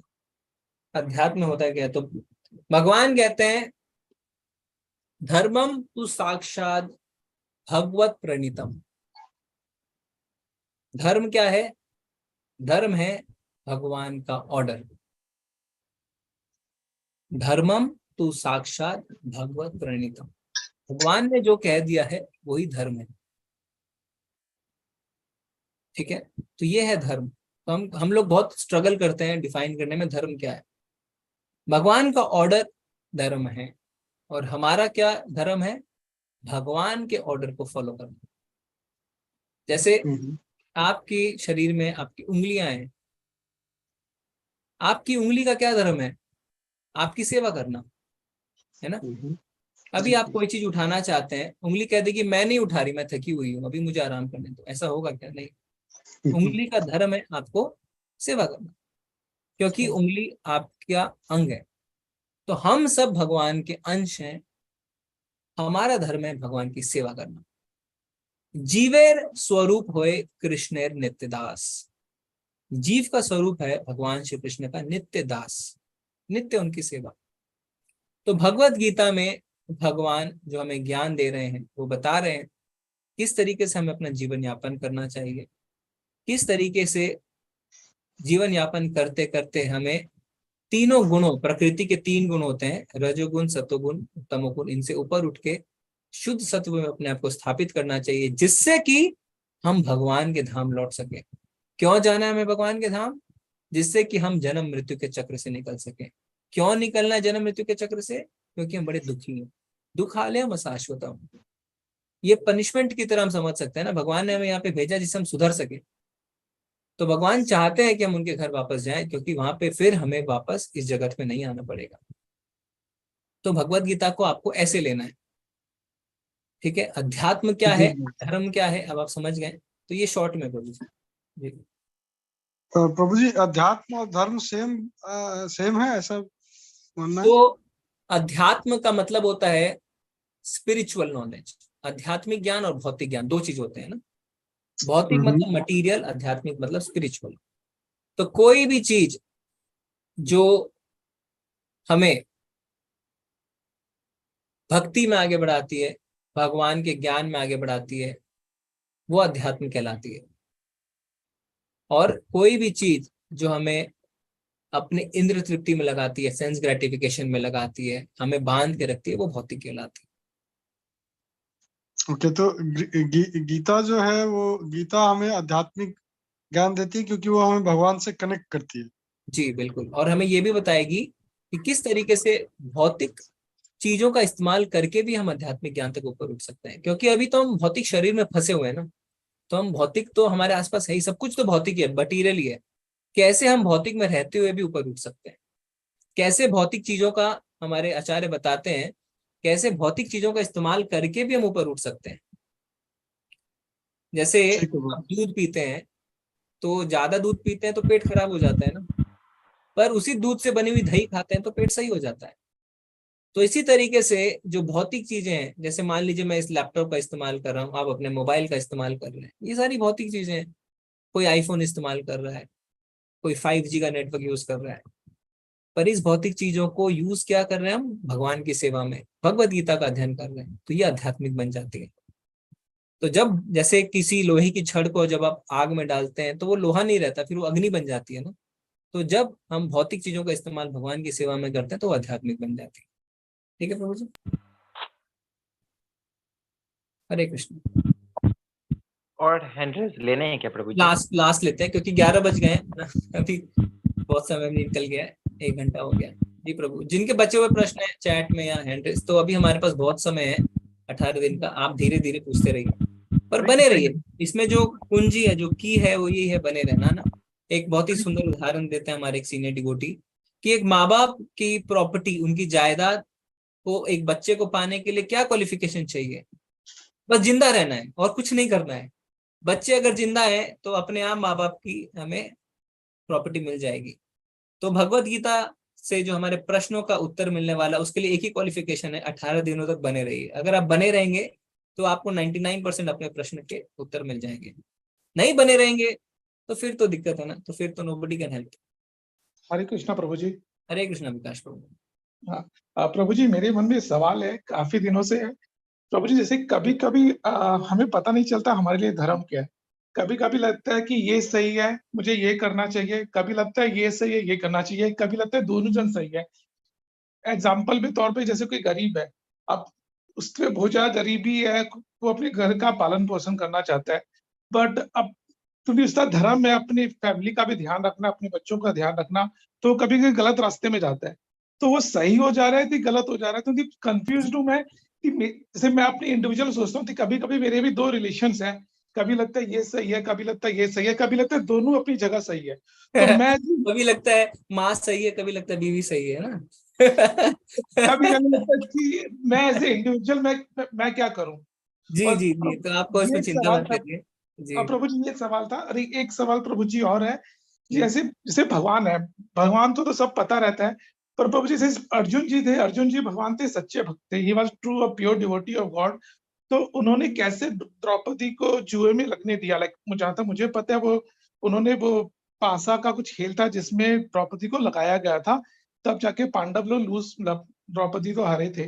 तो वो हुआ क्यों? क्योंकि भगवान था सच्चा, जो प्योर डिवोटी होगा वो तो ऐसा कभी करेगा नहीं। और फिर ये पांडव की तरफ से धर्म तो हुआ नहीं, मतलब दिस इज समथिंग जो मुझे लग रहा है वो तो गलत होना थी, उनको द्रौपदी को लगा देना जुआ में, तो वो धर्म कैसे होगा प्रभु जी? ठीक है, तो आपका पहला प्रश्न ये है कि क्या सही है क्या गलत, हम कंफ्यूज रहते हैं। तो ये हम तब तक कंफ्यूज रहते हैं जब हमें पता नहीं है कि धर्म क्या है। अभी भगवत गीता जब हम पढ़ेंगे तो हमें पता चलेगा धर्म क्या है, हमें पता चलेगा कर्म कितने प्रकार के होते हैं, क्या करनी है क्या करनी है नहीं है, हमें पता चलेगा हमारे जीवन का क्या लक्ष्य है। तो ये पूरा क्लियर हो जाएगा आपका, एकदम क्रिस्टल क्लियर, अगर आप समर्पण भाव से पूरे ध्यान से सुनेंगे। भगवान कहते हैं भगवत गीता का ज्ञान उसको समझ में आता है जो संशय नहीं करता है। ठीक है, तो इसको मैं अभी जवाब नहीं दूंगा प्रभु जी, क्योंकि इसको हमें थोड़ा वेट करना होगा। पहले 6 अध्याय में आपको क्लियर हो जाएगा आपका जो सवाल है। जो दूसरा सवाल है कि द्रौपदी वाला, तो उसमें पांडव क्षत्रिय थे, है ना। क्षत्रिय को जब युद्ध के लिए ललकारा जाता है, किसी क्रीड़ा के लिए ललकारा जाता है, तो उनका धर्म है, उनको जाना ही पड़ेगा। तो जब वो ऑलरेडी उस पासे के खेल में थे, और पासे के खेल में आपको तो कुछ ना कुछ लगाना पड़ेगा, ठीक है। और वो अपने इच्छा से नहीं लगाते हैं, उनको कौरव जो है वो करते हैं, उत्साहते हैं, अभी ये बचा हुआ है, अभी ये बचा हुआ है, ये लगाओ ये लगाओ। ये पहली कारण ये। दूसरा कारण, ये सारी भगवान की लीलाएं हैं, क्योंकि भगवान जब आते हैं तो उनको पता है मुझे क्या अचीव करना है। अब सारी परिस्थितियां उसके आसपास बनती जाती हैं, ठीक है। और द्रौपदी जो भगवान की सच्ची भक्त है, आप देख सकते हैं, अगर ऐसा नहीं होता तो किस तरीके से हमें पता चलता कि एक सच्चे भक्ति को पुकारने से भगवान आते हैं। जब वो भगवान को पुकार रहे थे, जब उनके साथ गलत व्यवहार हो रहा था, तो वो अपना एक हाथ उठाते हैं, एक हाथ से फिर भी अपने वस्त्र को बचाने की कोशिश करते हैं, भगवान नहीं आते हैं। पर जब वो पूरी तरीके से सरेंडर होते हैं, दोनों हाथ उठा देते हैं, तो भगवान तुरंत आ जाते हैं। तो ये लीला कहाँ से होती, ठीक है।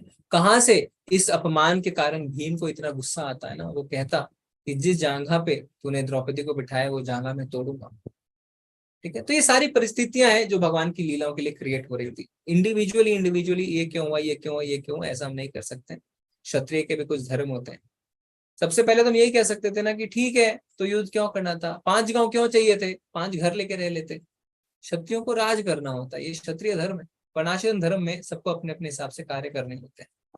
ठीक है प्रभु जी, ठीक है, आज हम चलते हैं, बहुत ज्यादा समय हो गया है। कल हम फिर मिलेंगे, दूसरे अध्याय में हमें पता चलेगा कि भगवान ने अर्जुन के कारणों का कैसे खंडन किया। आप सब बने रहिए, 18 दिनों में आपके सारे प्रश्न हम लेने की कोशिश करेंगे।